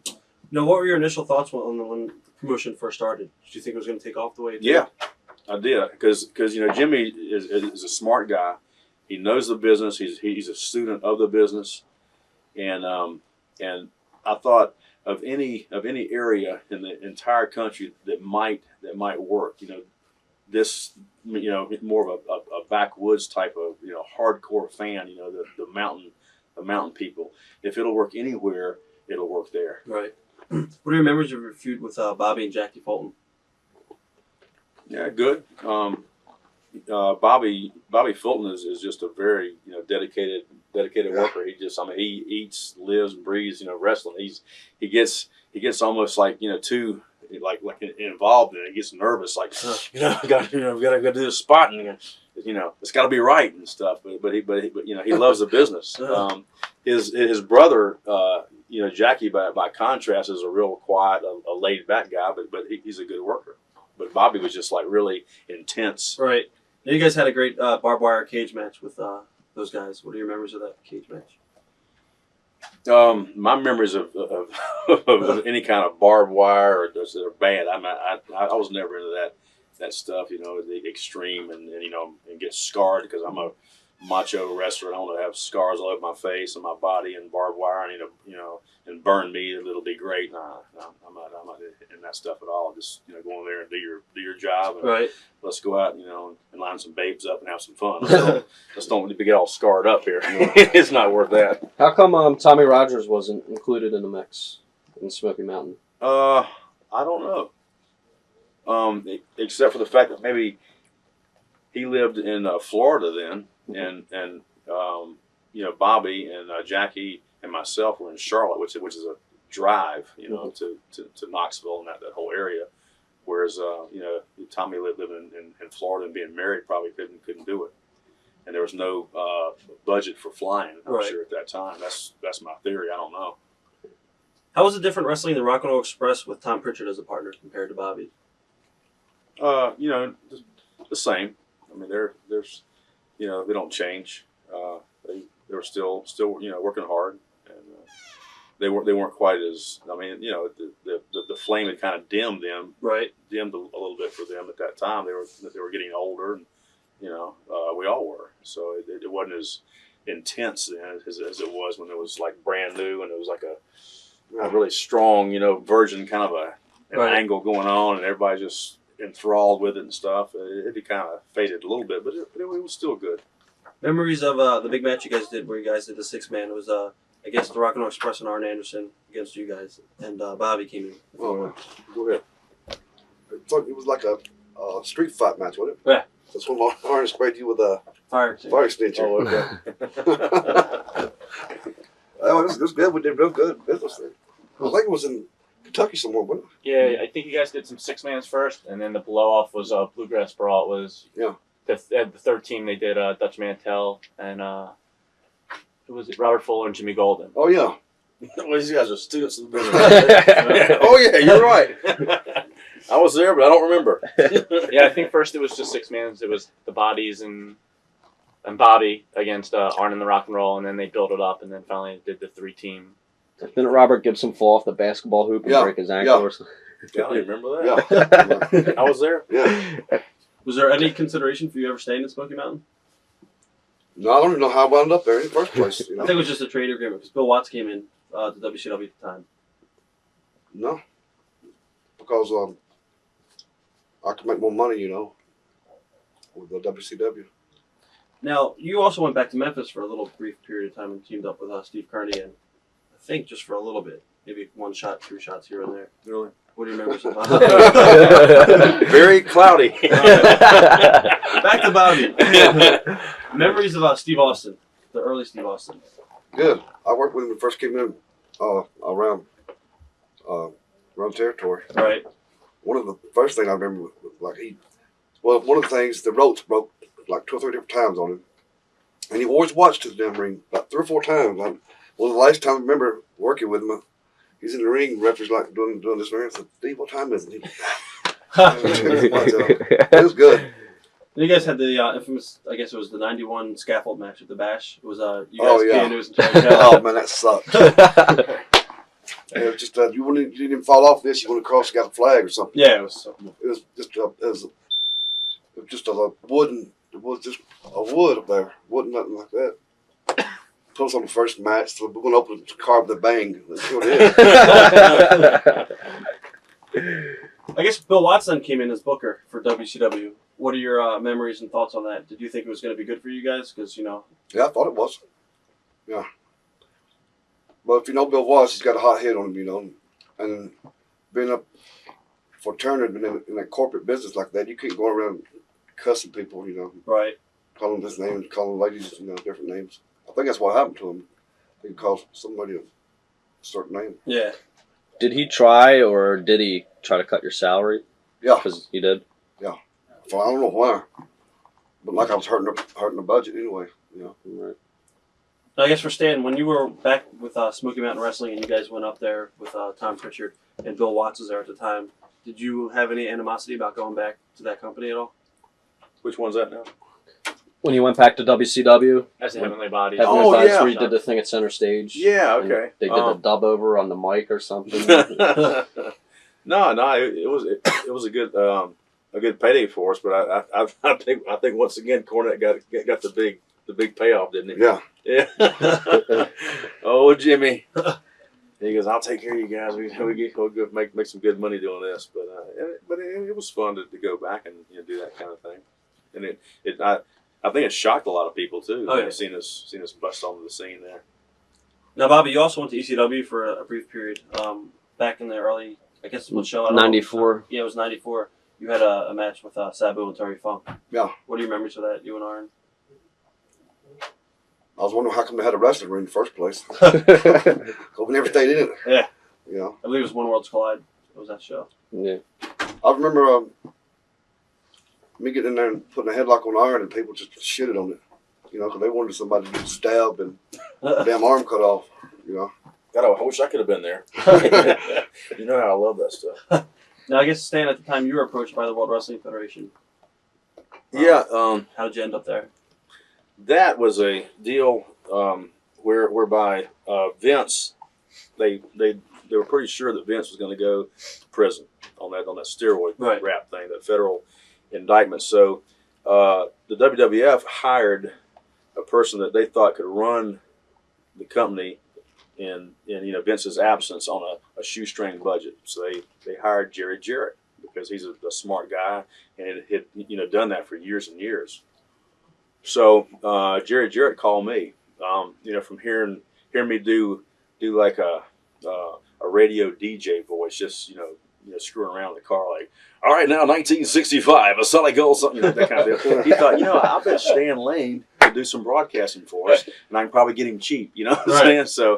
So he called me at home and said, I'm going up to the WWF. We need some broadcasters. He said, make a demo tape doing that DJ voice. And I thought, well, that's kind of that's a pretty stereotypical DJ voice to be on TV. But I did that, and I did some play-by-play stuff and some normal stuff, and I sent it in. So they called back and said, yeah, we like it. We're going to fly you up here. You're going to meet Vince and Pat and stuff. So I did, and I got hired.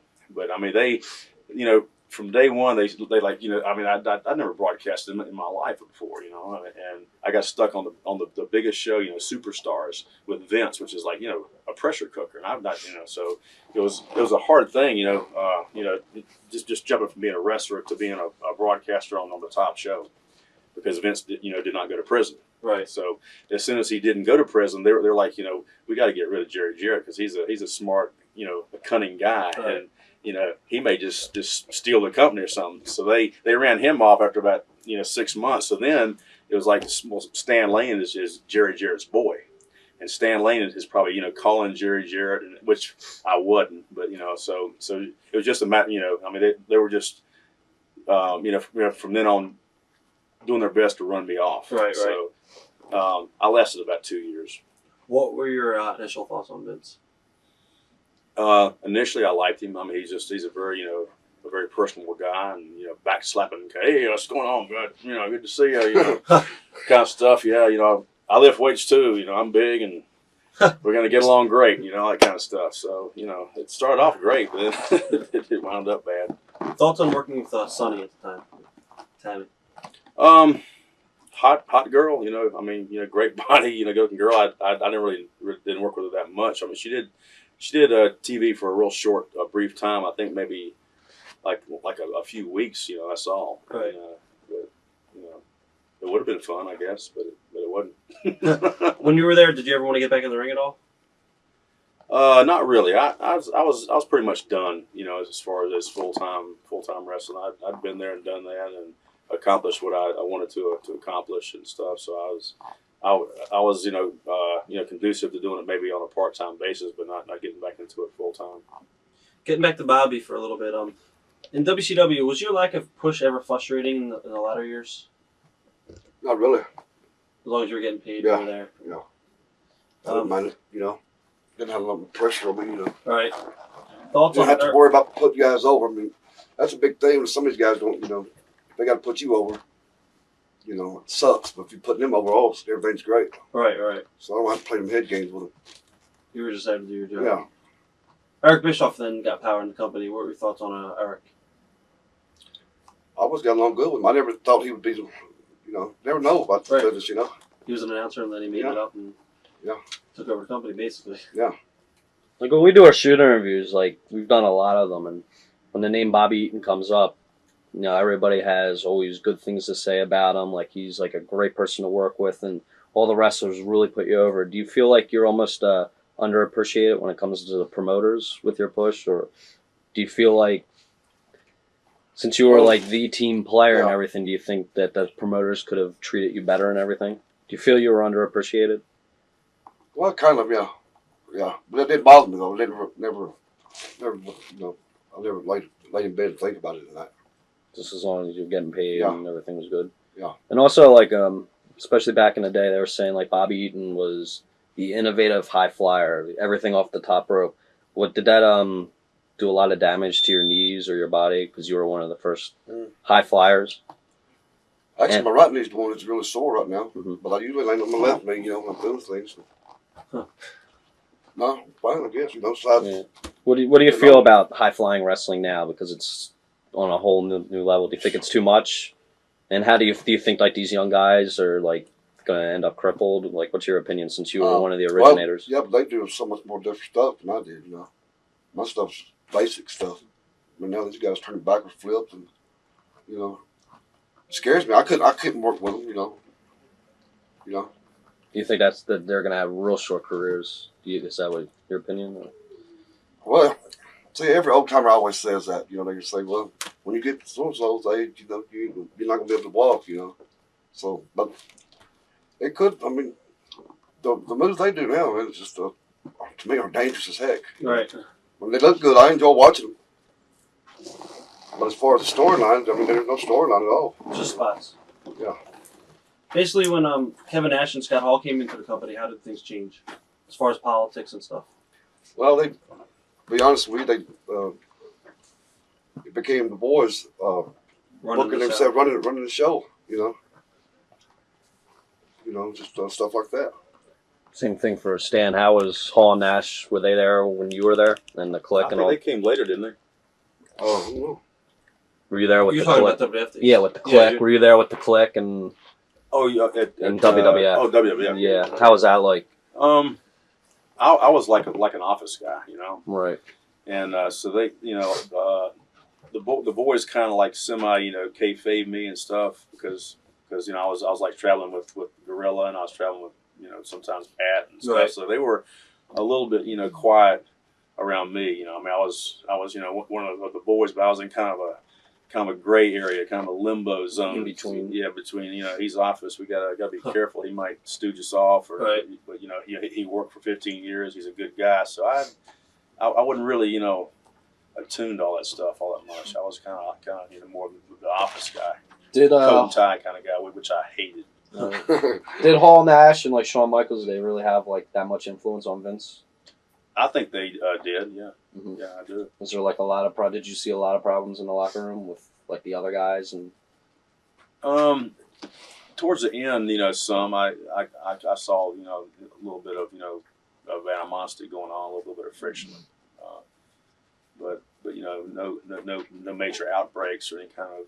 Like politically, was that like probably the worst locker room you've seen, or was it like that? Like say, like in the territories in the '80s, was there that kind of politics? Or? No, it wasn't. It was- But at that time, things had gone to a different level. We're like on a national level, and there's a whole lot more money, involved and stuff, and it was just a different ball game. Back when we were on top of stuff, it would just seem to be more of a family type Yeah. thing. Whereas then it was just more of a you gotta watch your back, and this guy here is going to try to steal my job, and I got to be careful. Yeah. And I don't really trust you either, and it was getting like worse and worse.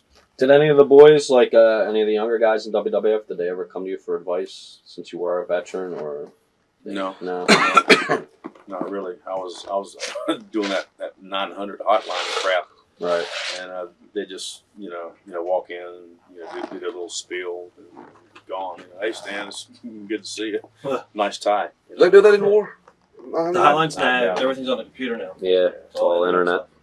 I made them a lot of money. I never got a dime for that. Do you have any stories that stick out from the World Wrestling Federation that you want to talk about when you were there? I recall right before I left being in Vince's office, and he was wanting me to start doing the 800 T-shirt merchandise line, and his take on that was he wanted me to wear a T-shirt like a huge fan, and have a cap on and Right. stuff, and have like a damn plastic sword from somebody, and go, Right. wow, this is great. You need to get one of these. I got them, and I thought, you can kiss my ass. I'm not doing that shit. I was a world champion too, and he had the audacity to say, I don't even recall your career. And I said, let me tell you something. Shawn Michaels, your current champion, was the Midnight Rockers. The Midnight Rockers were a direct copy of the Rock and Roll Express, Morton and Gibson. And I said, and the Rock and Roll Express were a direct copy of my tag team, the Fabulous Ones. So your world champion is a direct copy of me. I said, you're full of shit, Right. But anyway, so it was just a downhill thing from there. I think the next month I was gone. That's great. Now, I guess, Bobby, you worked a lot with Bill Goldberg when you first started out. Mm-hmm. What are your memories of working with Bill, and how influential were you to him? Well, he's just amazing. First of all, he's a real good guy, nice guy, Right. strong as ox, man.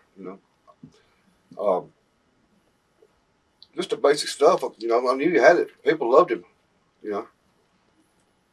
Mistake was letting him talk, not because he can't talk, but just the quiet, kick-ass, huge, Yeah. strong guy. I mean, they should have gotten a spokesperson for him. Oh, yeah. And just let him just be quiet, and he's got a $1 million look in the body, and just not say a word when he started. It killed him. Ruined his character, definitely.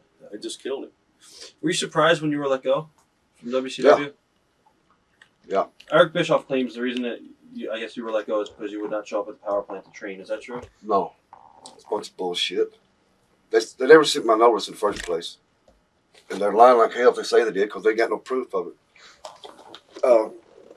What I was doing these video games up in Vancouver for EA's Electronic Arts. Right. And I was going to the power plant. Then they wanted me to go to do TV. But I had 3 guys call me and tell me which one to go. One of them said, come to the power plant this week. One of them said there'll be a TV Tuesday. Then they said, well, you got to go to Canada. So Huh. that's a bunch of bullshit, you know. They're all lying if they say that. I've always been showing up for towns. What exactly happened? I mean, what I didn't get no check. you just, So I called them. I said, still hadn't get my check. They said, well, you've been released. So I didn't know that. I suppose I had a job for life, you know. Huh. That's one of the reasons too. I did putting the guys over, you know. Right. I was trying to figure out doing for the best for the company, you know. That was a big whopper. how come you only worked for a short time in ACW when you returned? I have no idea. He probably just brought me up there, 2 shows, and I beat the guys up, and left. He never said. I was supposed to go to work for him. Right. To train guys and stuff like that, I think. Yeah, and do it. And you know, I was gonna be able to stay in Charlotte too. See, Right. so he told me I was on. He said that as of right now, you're on the payroll. Huh. I don't even get it. Yeah. How did you wind up working for the World Wrestling Federation as a trainer? Well, they'd called me before that. See, they wanted me to do the wrestling school. I'm not sure whereabouts, you know. And then Paulie had called me. I'd heard stories about people not getting the money, you know, but Right. you know, I got paid 2 times I was there, you know. Plus he had offered me more money. Then I went to Charlotte because they wanted me to come down there and talk to Jim Ross. So that's why I wound up went to Memphis. MCW, I think. Yeah, then went to Louisville. I guess what were the circumstances around you being let go with the WF as a trainer? Was it just because Vince got rid of all of those territories? No, well, they switched me to Louisville. That's where I'm at now. Right. I had a little problem with a guy down there. You know, I was supposed to be in charge of the school, and this guy I don't know why he didn't like me. I was telling Stan earlier, like on the ballot. You know, I was supposed to be in charge of it and everything. Right. But I was driving like 70 miles each day because I was staying with a friend of mine. I was going there to Memphis every day. And this guy would call the guys and tell them that the school had been canceled, but he wouldn't call me. Huh. And he didn't have no authority to do that. Right. And then he gave, which I've never heard before this in my life. I've heard of being off on Christmas and stuff like that, but he gave my whole week off for Valentine's Day. You know, I've never heard that before in my life. He's a hopeless romantic. Yeah. Then I went down there again after that. He had changed the locks on the school. So they called me and said, Bruce Pritchard called me and said, I've been released. I said, for what? He must have been doing TV or something because he was just in a panic. Blah, blah. I said, what? Then Dennis Brent called me right back. Asked me how I felt like coming to Louisville. So that's fine. I guess what are your thoughts on Jim Ross? Either one can answer. I worked with him a lot. We did voiceovers on several shows, the Wrestling Challenge and Spotlight and all those shows. He's a very good announcer. He's he's an office guy, you know, which is I guess you got to be if you got to be in that spot. You got to be very, very cagey and stuff as far as what you say to somebody or stuff. And myself, I'm as far as that kind of deal where you gotta like play the politics of all this stuff. I was not happy at all doing that. I guess he is. But as far as a broadcaster, he's very good. I mean, even now with his Bell's palsy, I mean, he gets the job done. And, right. He's a student of this sport, or whatever it is, and he likes it, and he's made a very productive living doing it. What are your thoughts on young talent coming up today in the business? I don't really watch a whole lot of it now. I'll tune in every now and then. The stuff that I like was hearing The Rock do a thing where he say, it doesn't matter what your name is, shit like that. I love that. That's great stuff to me. But as far as the work that Bobby alluded to it earlier, the reverse corkscrew planches and stuff. I mean, it's death-defying moves, but to me the gist of actually working. But there again, that was when probably 70% percent of the people believed in it. But the actual art of like calling a match, don't sit down and lay out the stuff, because the crowd may not buy that. In the old days, you would have a heat spot and go home spot and a finish. Yeah. And maybe a spot or two in there, but you call that, and you'd go out there and you'd feel the crowd, and maybe they weren't buying this, so you'd switch it up and do that, and you'd make them happy, and then you'd make them mad, then you'd make them sad, make them cry, then you'd make them explode like an orgasm, and that to me is like lost now. It's just a bunch of great death-defying flying Belinda moves and stuff, but it's just not the same. It's like real fast for TV purposes. They go out there, they do all their stuff, and here comes the pyro and the glitz and glamour, and it's very spectacular, but it's just not the old art of working to me. Is that because you don't think more people believed it was real then? Is that probably what? Probably so, because now if you did that, it's changed so much now that they just probably fart at that. They go, we don't want to see that. We want to see the smoke cans go off and the big the entrance and stuff and all that kind of stuff, because they've been spoiled. That's why spot shows now are just dead, because they've been spoiled with this great TV product. This glitz, this glamour, this color, excitement. And it's hardcore sex, which is what I tried to tell the WWF when I was there, but they're like totally politically correct, and they're paranoid. They're totally paranoid of everything. Then I was going, we need some sex, some really if it's done tastefully, it'll always sell. Right. And oh no, we're not going to do a thing, and it has to be right down the line now. But nowadays it's all sex, because sex sells. I guess, what do you remember working the Heroes of Wrestling pay-per-view? Against Tully? Yeah. Yeah. It was fun. I mean, it's for a brief moment there, time was turned back, and had Tully doing a really good interview. I mean, he actually felt it, I think, you can tell when they really, it's really a gut kind of thing, and I jumped him and I threw him in the trunk of the car and stuff. But, Where was this at? This was, I think it wasn't Shreveport, was it? Biloxi, yeah, one of those casino royales or something like that. And they had Jake the Snake on there, who was just totally out of it. Yeah. And me and Tully, and I came. I think Samoan SWAT team was there. Yeah. Right. And some other guys. Speaking of Jake and Tully, how were they back then, in the locker room and everything? We hear a lot of different stories about both those guys. Well, back then, as far as Tully, he was a party guy. I mean, he enjoyed partying. Of course, he's changed now, or I guess he's changed. He's a preacher. So, but he would. I mean, not extreme, partying get crazy and pass out or nothing. But he was just a normal guy and enjoyed the ladies, enjoyed enjoyed partying. Jake, I never really hung out with Jake as far as territories. He was always there, and I was here, and he was in here, and I was over here. So I never partied with Jake. So I can't answer that one. I guess, how close are you both right now with Jim Cornette today?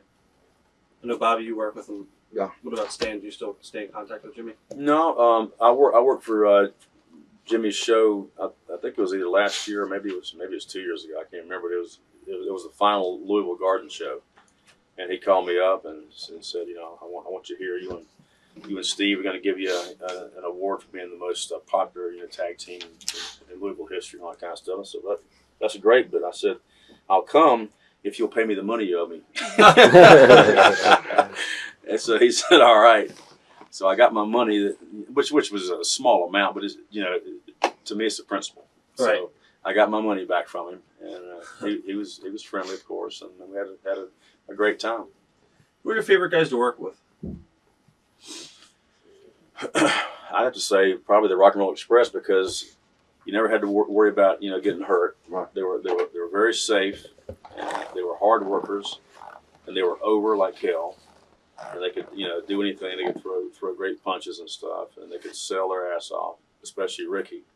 It was just like a night off as far as having to worry about about stuff, but yet it was just a great match. Yeah, You know? fun. Who are your least favorite guys to work with?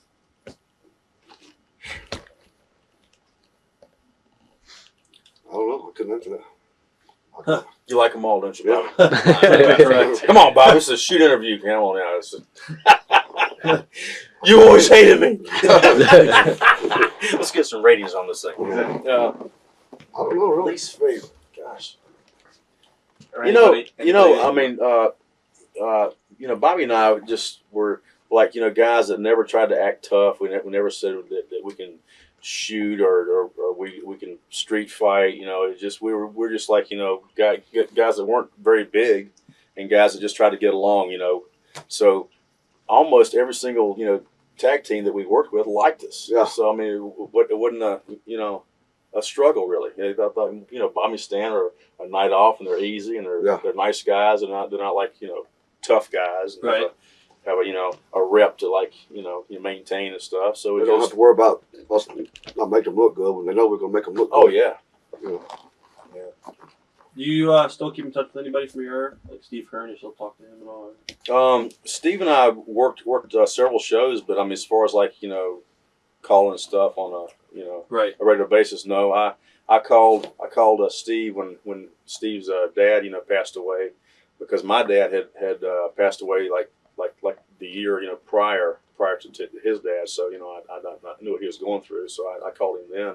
But as far as calling guys regularly and just to the talk, I've just kind of moved on. It's not that I wouldn't want to see Right. Bobby and hang out, but it's just your life's road goes this way and his goes that way, Yeah. and occasionally you'll cross and say, hey man, it's Right. good to see you, but you just don't hang out Did you guys travel together on the road a lot when you guys Yeah. were a team? Oh, yeah.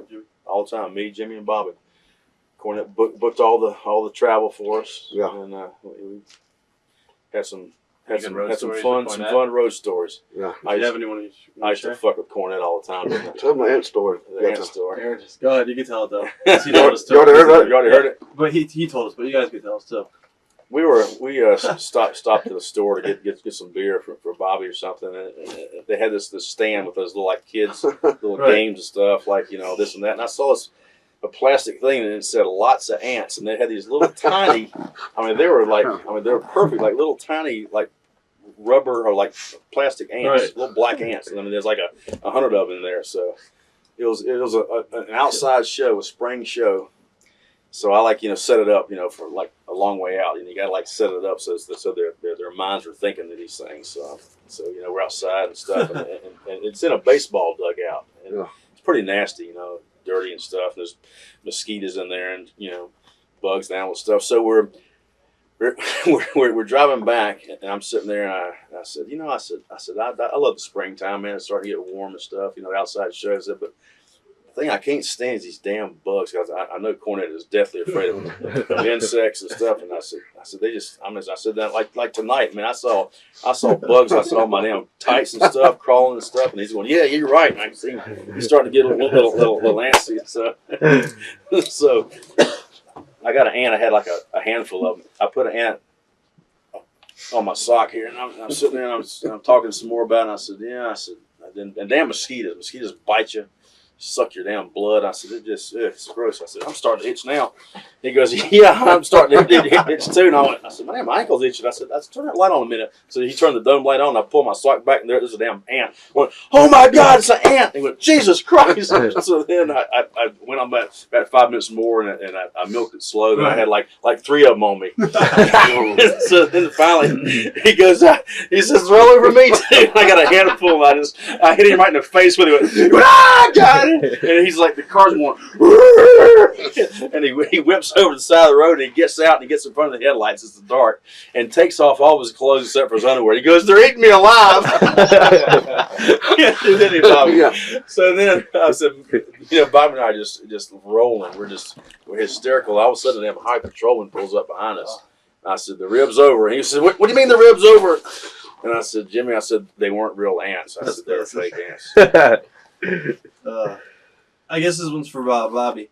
What do you think about the second generation guys that have worked with, like David Flair and Dustin Rhodes? David Flair's he's out of school with me now. He's over green. He's more practice. Dustin's a real good worker. What about Eric Watts? He turned out to be a lot better than I thought he'd be. Then they let him go.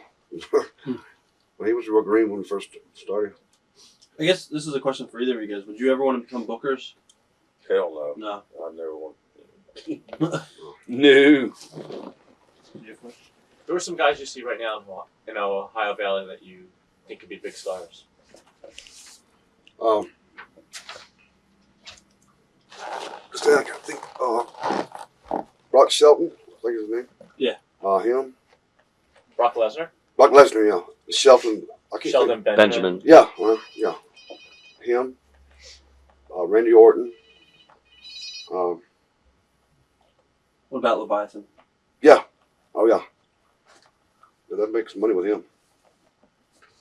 Do you feel that younger guys can get trained as well as, like, say, you guys, because there's lack of territories now, or it's difficult now, right? It's hard, Mm-hmm. Well, Corning runs some small towns there, just so the guys get some experience of working in front of people. Mm-hmm. Do you think Ohio Valley kind of has a feel of like an older? Is it like the closest thing you think of now that to an older territory? Yeah. Oh, yeah. So that's just the way it is. Right. Yeah. Do you think that they're necessary still? Do you think they're necessary for pro wrestling these days? Yeah. Yeah. Oh, yeah. What is your thoughts on the state of wrestling today? I think it's going to have to, sooner or later, it's going to have to go back to some kind of a wrestling. You just can't go on and on, but getting chairs broke over your head. And I think now maybe you can. You can, fine. Somewhere down the line, How about you, Steve? I watch it, sporadically, but from what I hear that it's been on a real high for the past 4, 5, 6 years, and it's historically been a roller coaster business. It'll be high, a high level there. Sell out crowds for like 3 or 4 years, and then it'll drop down. This is a cycle kind of thing. So I look forward to drop off again, soon. But maybe not. Maybe it'll stay up there. They got Stone Cold and The Rock and stuff. It's really it's hot now. It's really it's more of a soap opera now. It's always been a soap opera, but now it's even more so. Stan don't get a chance to really see the younger guys like that at school because you don't show them on TV. Right. Not like that, because they're not really good at film TV yet. See, I get to see them, so I'm pretty more up to date on, I guess, than Stan is because you don't get to see them, Is there any guys? Go ahead. There's a bunch of guys out there just on the independent things. I'm sure you've seen Stan too, and I have too. They could make it, right? Yeah. Have a chance. Is there any guys that you guys have worked with that thought would be huge but never made it in the business? Oh, that's a good question. I'd have to think about that for a while. I thought it would be huge, never made it. I'm sure there's probably a dozen of them, but I just can't think of them offhand. If you just sent me these questions earlier, I could have filled them out. Let me just consult my notes. Oh yeah. Or is there anyone that made it big that surprised you, like off the top of your head? Off the top of my head, no. But one guy that just kind of languished for years and years was Big Scott Hall, and he had all the tools. He was a good-looking guy, big guy, had a good body, and he worked, but he just was like in that little gray area. He wore like cowboy boots for a while and this tights and stuff. He was called Big Scott Hall. It's just like generic Scott Hall. And then all of a sudden here he is, a Razor Ramon, boom, and just on top of the world, So it's timing. It's the right character. It's to be at the right place, the right time. Did you ever think that you would accomplish this much in professional wrestling when you first started? No, I didn't. I thought that I was being not lazy, but just the kind of guy in school that just did enough to get by. Like a high C student, and just I figured I wasn't a real big guy. 6 feet, about 225, and I worked out, but I was never a bodybuilder. So I figured I'd probably just be a mid card guy. But through tag teaming, I wasn't. I was a top level guy. Did you think you would accomplish this much in No, I professional never wrestling? thought about. I thought I was going to be staying working for Nick Goulas for my whole career. You know. And damn happy to do so. Yeah, right. What was the story with Nick Goulas? And I heard like in Knoxville, and he pushed his son. I heard like he was like a lot of people were saying he was like the worst wrestler ever to get a push. Is that true? That's George Goulas. Yeah. I didn't hit him. Yeah. Is that what he said? Yeah. I remember that story. Tell it, Bobby. George had a match with Harley Race when Harley Race was the champion in Nashville. People didn't like George, you know, because I got along with him, but people didn't like him because he couldn't wrestle. You know, Right. people even seen through it then that he was just getting pushed The because tag of team his is dad. called the Jet Set. Yeah, we had more heat than anybody. We were like the original dynamic dudes. Right. But George had a good match with Harley, the best Harley could do. But he went crazy after the match. Man, he started getting a chair, hitting the cops, hitting everybody with him. So, and this one guy jumped on George and punched him. So they're back on the Hill locker room, and they got this guy handcuffed. And I'm over there, and Harley goes up to him and looks like he's hitting him with one of the working punches, left hand. He hits him. The guy just falls down, and the bunch of the marks up over here, and they're looking down there. When Nick realized they were down there, the guy's down, and he hauled off and kicked him. And he looked up, and he see the marks on there, and he blew his nose. I didn't touch the son of a bitch. I guess for Stan, what are you doing these days? Well, when I left the WWF back in '96, I was there for 2 years. The January that I left there, I've always been a huge powerboat fan. I've owned several boats myself, offshore style, twin engine boats, and I've been a huge fan of offshore boat racing ever since the late '80s. I started, watching it and taping it off of TV in the late '80s, back when Don Johnson was racing and Chuck Norris raced and Kurt Russell raced and stuff, the big boats. And so I started going to the races when I was living in Stamford, Connecticut. The first race that I went to, I drove down from Stamford to Point Pleasant, New Jersey.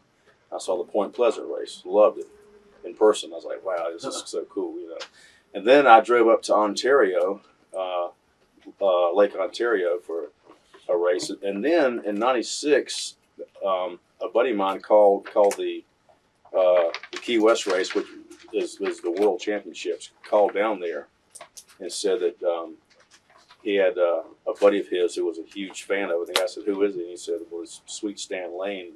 And the boat promoter was like a huge wrestling fan. Oh my God! He said, "I'll fly him down here. He'd be the VIP, the guest starter for the race and stuff." So I came down there, and being a student of it, and I knew all the hull designs, the horsepower, ratings, the engines, all that kind of stuff. I was like a mark for this stuff. So I'm sitting around there, and I'm spouting out all this stuff about boats and the stats and stuff. And the guy, he said, "You know all about this stuff." He said, "You should broadcast this instead of broadcasting, the wrestling." I said, "I'd love to," because I was leaving the WWF that month. Right. So it just kind of it fell into place. So that was 5 years ago. I was going to ask you guys, what is the difference in working a singles match compared to a tag match? I think we already actually covered it. Yeah, we kind of covered that a little earlier. Yeah, we did. All right, we'll just do the name thing. Starting now. I'll just name some names, and you guys can just give me your opinion on them. Some of the guys we already talked about a little bit. So, Bill Dundee. Hard worker, always trying to really, push himself. Just loves the wrestling business. Yeah. Will never quit. He'll wrestle till he dies. Same thing. Jackie Fargo. One of my favorite guys ever, I kind of grew up watching him too, Right. Funny guy. He's more, like we said a while ago, he's more of a brawler. He's not an arm drag guy or nothing like that. Good interview. Yeah. Convincing interview. Jimmy Hart. He loves the wrestling business too. He stays involved with it all the time. He's always up to something. You know, He's basically Hogan's And right plus, hand. back in 1965, he was in a group called the Gentrys that had a #1 hit song My last called name. "Keep On Dancing." Huh. However, Jimmy was not the lead singer in that. The lead singer's name was Larry Raspberry, and Jimmy was one of the background singers. But a #1 hit. Austin Idol. Austin, Idol Mania. I thought he was cool as hell. He had a great body. Yeah. And a great gimmick, and had that look and square jaw, and he'd drop down and do his arm. You know, the work was kind of limited, but he he had the look, and a picture's worth 1,000 words. He'd come out there and had kind of a superstar Billy Graham look. Yeah. Idol Mania. Eddie Graham. Oh man, Eddie Graham was just one of the legends. You know, he was a rough, tough guy who would fight for the business, and his he wound up killing himself. But I flew on his plane, the EG for Echo Gulf, and he'd be drinking, and it was dangerous as hell. But I was on there, and he'd be up there, and he had that kind of eye that's kind of messed up. He'd look at you, and he just look right through you. And he'd go, I want to make this crystal clear. And you go, okay. I mean, he was a small guy, but he was tough, tough guy. Dusty Rhodes. The man that gave me a bunch of breaks, the American Dream. Yeah. I was in the Sportatorium one day on a Saturday morning, and I was mocking him. I was going, "They'll take them, baby doll." And he walked in there and said, "There'll be no lifting when I'm around." I went, "Oh shit!" But a fun guy, funny as hell, real and good guy. very charismatic. Jim Crockett. Real good to me, real nice to me. Made a lot of trips together, hung out together. Very dry Yeah. kind of guy. Not a personality kind of guy, but had that kind of the dry wit about him. Yeah. And he gave me the biggest contract of my career. The Boogie Woogie Man, Jimmy Valiant. One of the most loved guys in all of Memphis wrestling. Yeah. He's still going strong. He's got more tattoos than ever. And, he's lost a lot of weight, but he's fine. I saw him at a show about a month ago in Memphis, the Legend show. He still gets the crowd going. He just dances a little bit and does a shake, and the crowd loves it. Yeah. Terry Taylor. Real good guy. Matter of fact, I worked with him last at the Brian Pillman show. Real good guy, fun guy.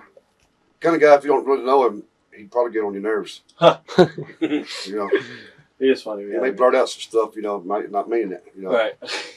He and I were in a apartment complex in Nashville called Lakeshore, and my apartment shared a common wall with Terry's apartment. And he tried to steal my act in the rack. He'd listen to me, and then the next day I'd hear the same stuff. I go, "Hey, that's the shit that I say." That's great. Yeah. Sting.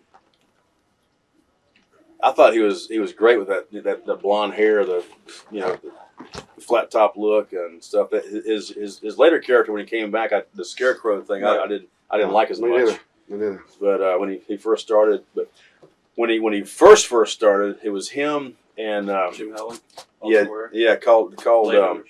the Blade Runners. Yeah, that's right. And they started out in Memphis, and I was there, and they were driving Jim's T-Bird, and I think Sting was from California, and Jim's from Atlanta, Georgia, and they were just built just phenomenal. But they never got along hardly. They were like fighting all the time. Huh. Yeah, bickering and stuff. I remember that. Lex Luger. Lex Luger started out in Florida when I was down there, and nobody liked him, except me hardly. And I traveled with him, and stuff. He was kind of a quiet, aloof kind of guy, but a nice guy. Very very intelligent guy, and he and I traveled together. But I think the guys didn't like him because I was in that kind of a transitional era when when guys that were starting out did not have to pay dues anymore. They Right. didn't get beat up or stretched, for a while. Guys that looked good the way he did, 6'4", and all ripped up, could just kind of like slide into a top spot. And there's a little bit of, I think, animosity, there. Were you with the promotion when he had a cage match with Brody? Yes, I was there. Yeah, okay. And We have it on video.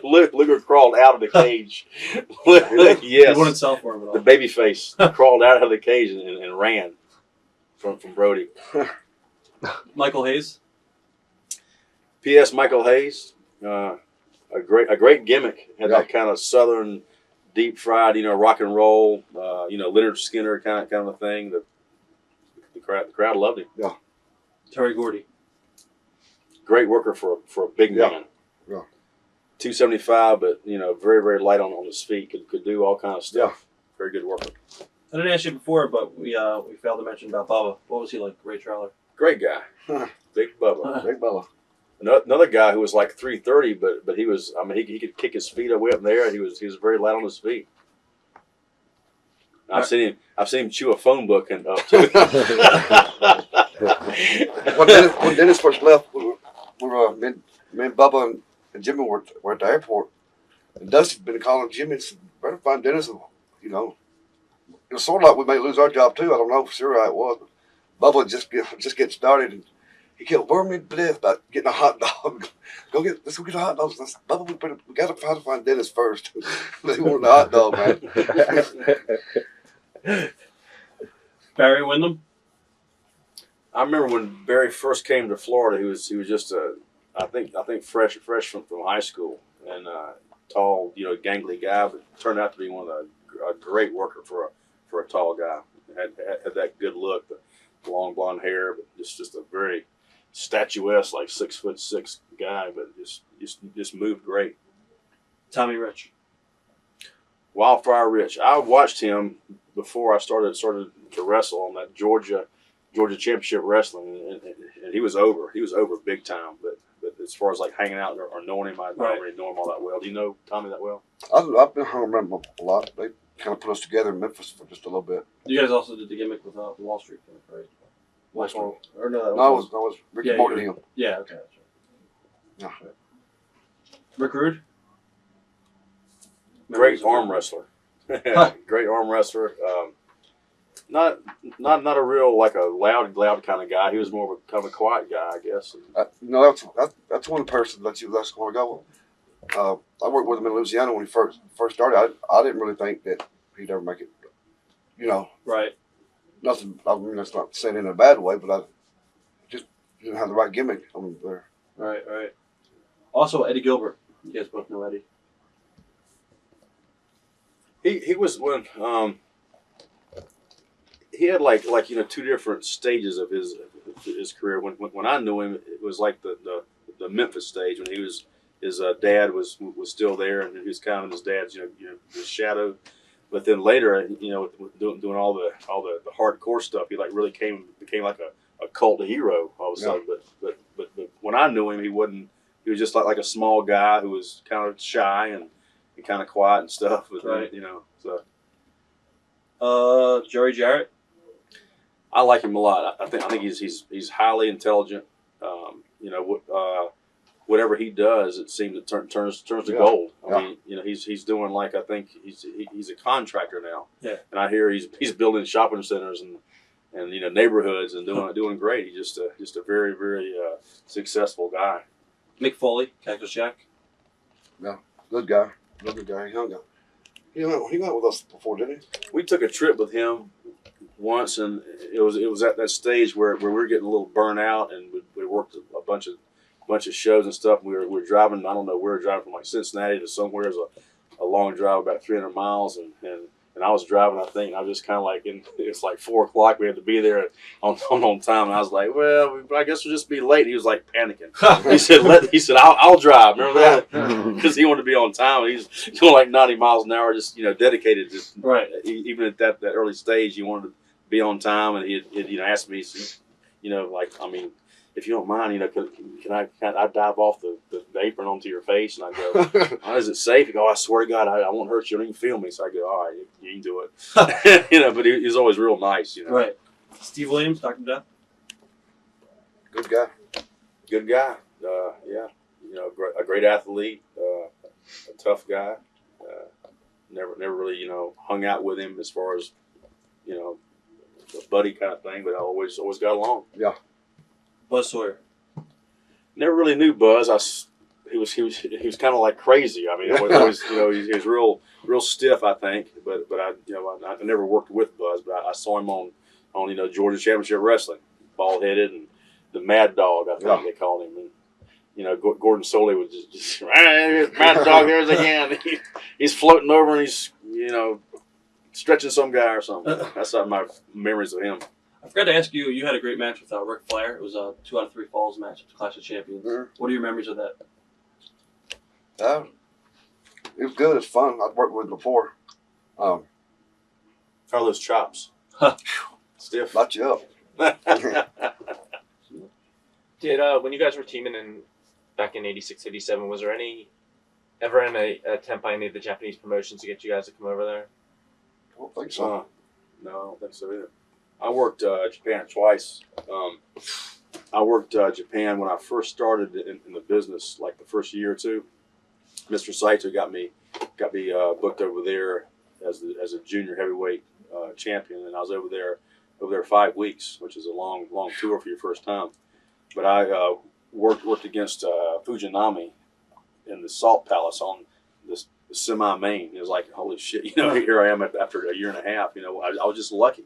I was fortunate, and I was over there. It was like Abdullah the Butcher here, and then there was Stan Lane, and there's like Bad News Allen, and then Superstar, and all that. I was like, wow, fortunate. What is your favorite matches of your career? Favorite? Your best match you ever had? One that stands out. Gosh, we wrestled so many matches over for me, a 15-year career. For Bobby, probably about 20 years. Not one just stands out, but probably the matches against, I guess, the Rock and Roll Express were probably the most fun, the most the most over, and the crowd was just really into it. You could just control the crowd. You could lift them up, and you could like calm them back down and stuff, and then bring them back in here, and finally have that explosion when the hot tag is made and we're flying around for them and stuff. And do you guys have any regrets?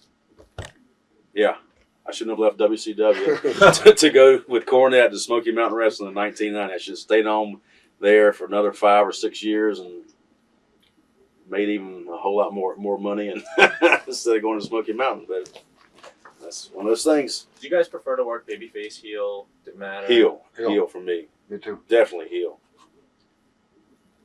Even when Steve Kerr and I, as the Fabs, were actually, quote unquote baby faces, we were kind of heelish. We were like rugged, but we're never like that, gingerbread and milk kind of, baby face kind of guys. But healing, to me is just fun. It's a lot more fun. Just being cocky and it's just doing all that, the silly stuff that you and I could do, and it's just a lot more fun. Besides the NWA, what was your favorite territory to work in? I guess mine would have to be Memphis because the Fab thing was so much fun. I mean, good God Almighty, we had so many women. Who was the legit toughest guy you've ever seen in the wrestling business? I tell you what, a lot of tough guys, their legends were kind of like killed in that WWF that boxing thing. And now, of course, boxing is boxing. It's not wrestling. It's not street fighting. But guys like Hawk got knocked out, and guys like Steve Williams got knocked out cold. And you're thinking, holy shit! Now Hawk was like supposedly one of the tougher guys in our business, and Steve Williams certainly one of the tougher guys. But that's boxing. So but I guess Hawk was always like a tough guy. He'd fight, like to fight, and Steve Williams was always considered a great shooter. Haku's a tough man. Ming. Mm-hmm. Oh yeah, Ming. Hell yeah, definitely. I met him in 1980. He was called Prince Tonga. Yeah. And he was always he's a tough guy. Did you see or have you ever seen any like good locker room fights? Like, what was the best one you've ever seen? I ain't seen many at all. I saw Tank Patton get in a fight with I can't think of his name. The black guy who was a real big star. He was like a real Thunderbolt Powers. That's right, Thunderbolt Patterson.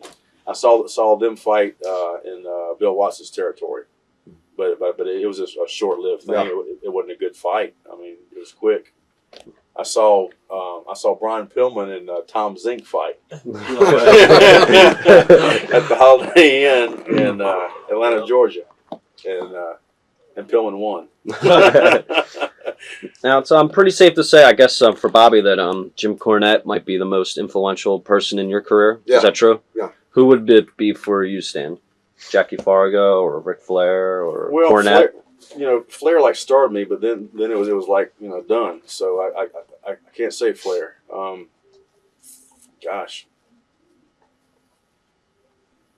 I guess the most influential would either be Dusty Rhodes for my breaks, or either Jerry Jarrett for my huge break and all the I mean I like sponged off of him. His mind is so good as far as producing videos and the wrestling business and stuff. What would be like one match in the wrestling business, one guy that you never wrestled that you would like to wrestle?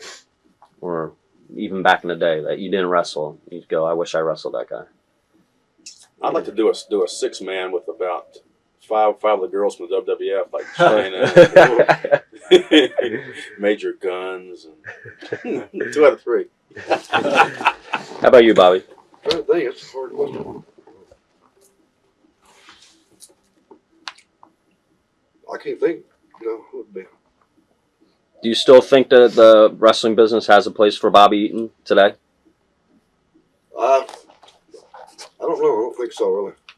Not the way they're going now, because I couldn't keep up with them, and I wouldn't fit the style that people want to see now, How about for you, Stan? If you wanted to be back in the wrestling business, do you think there's a place for Stan Lane?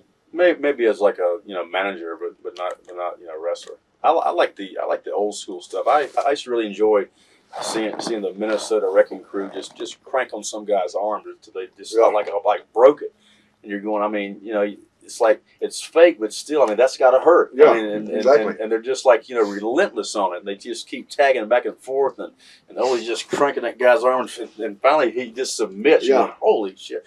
I love shoot fighting.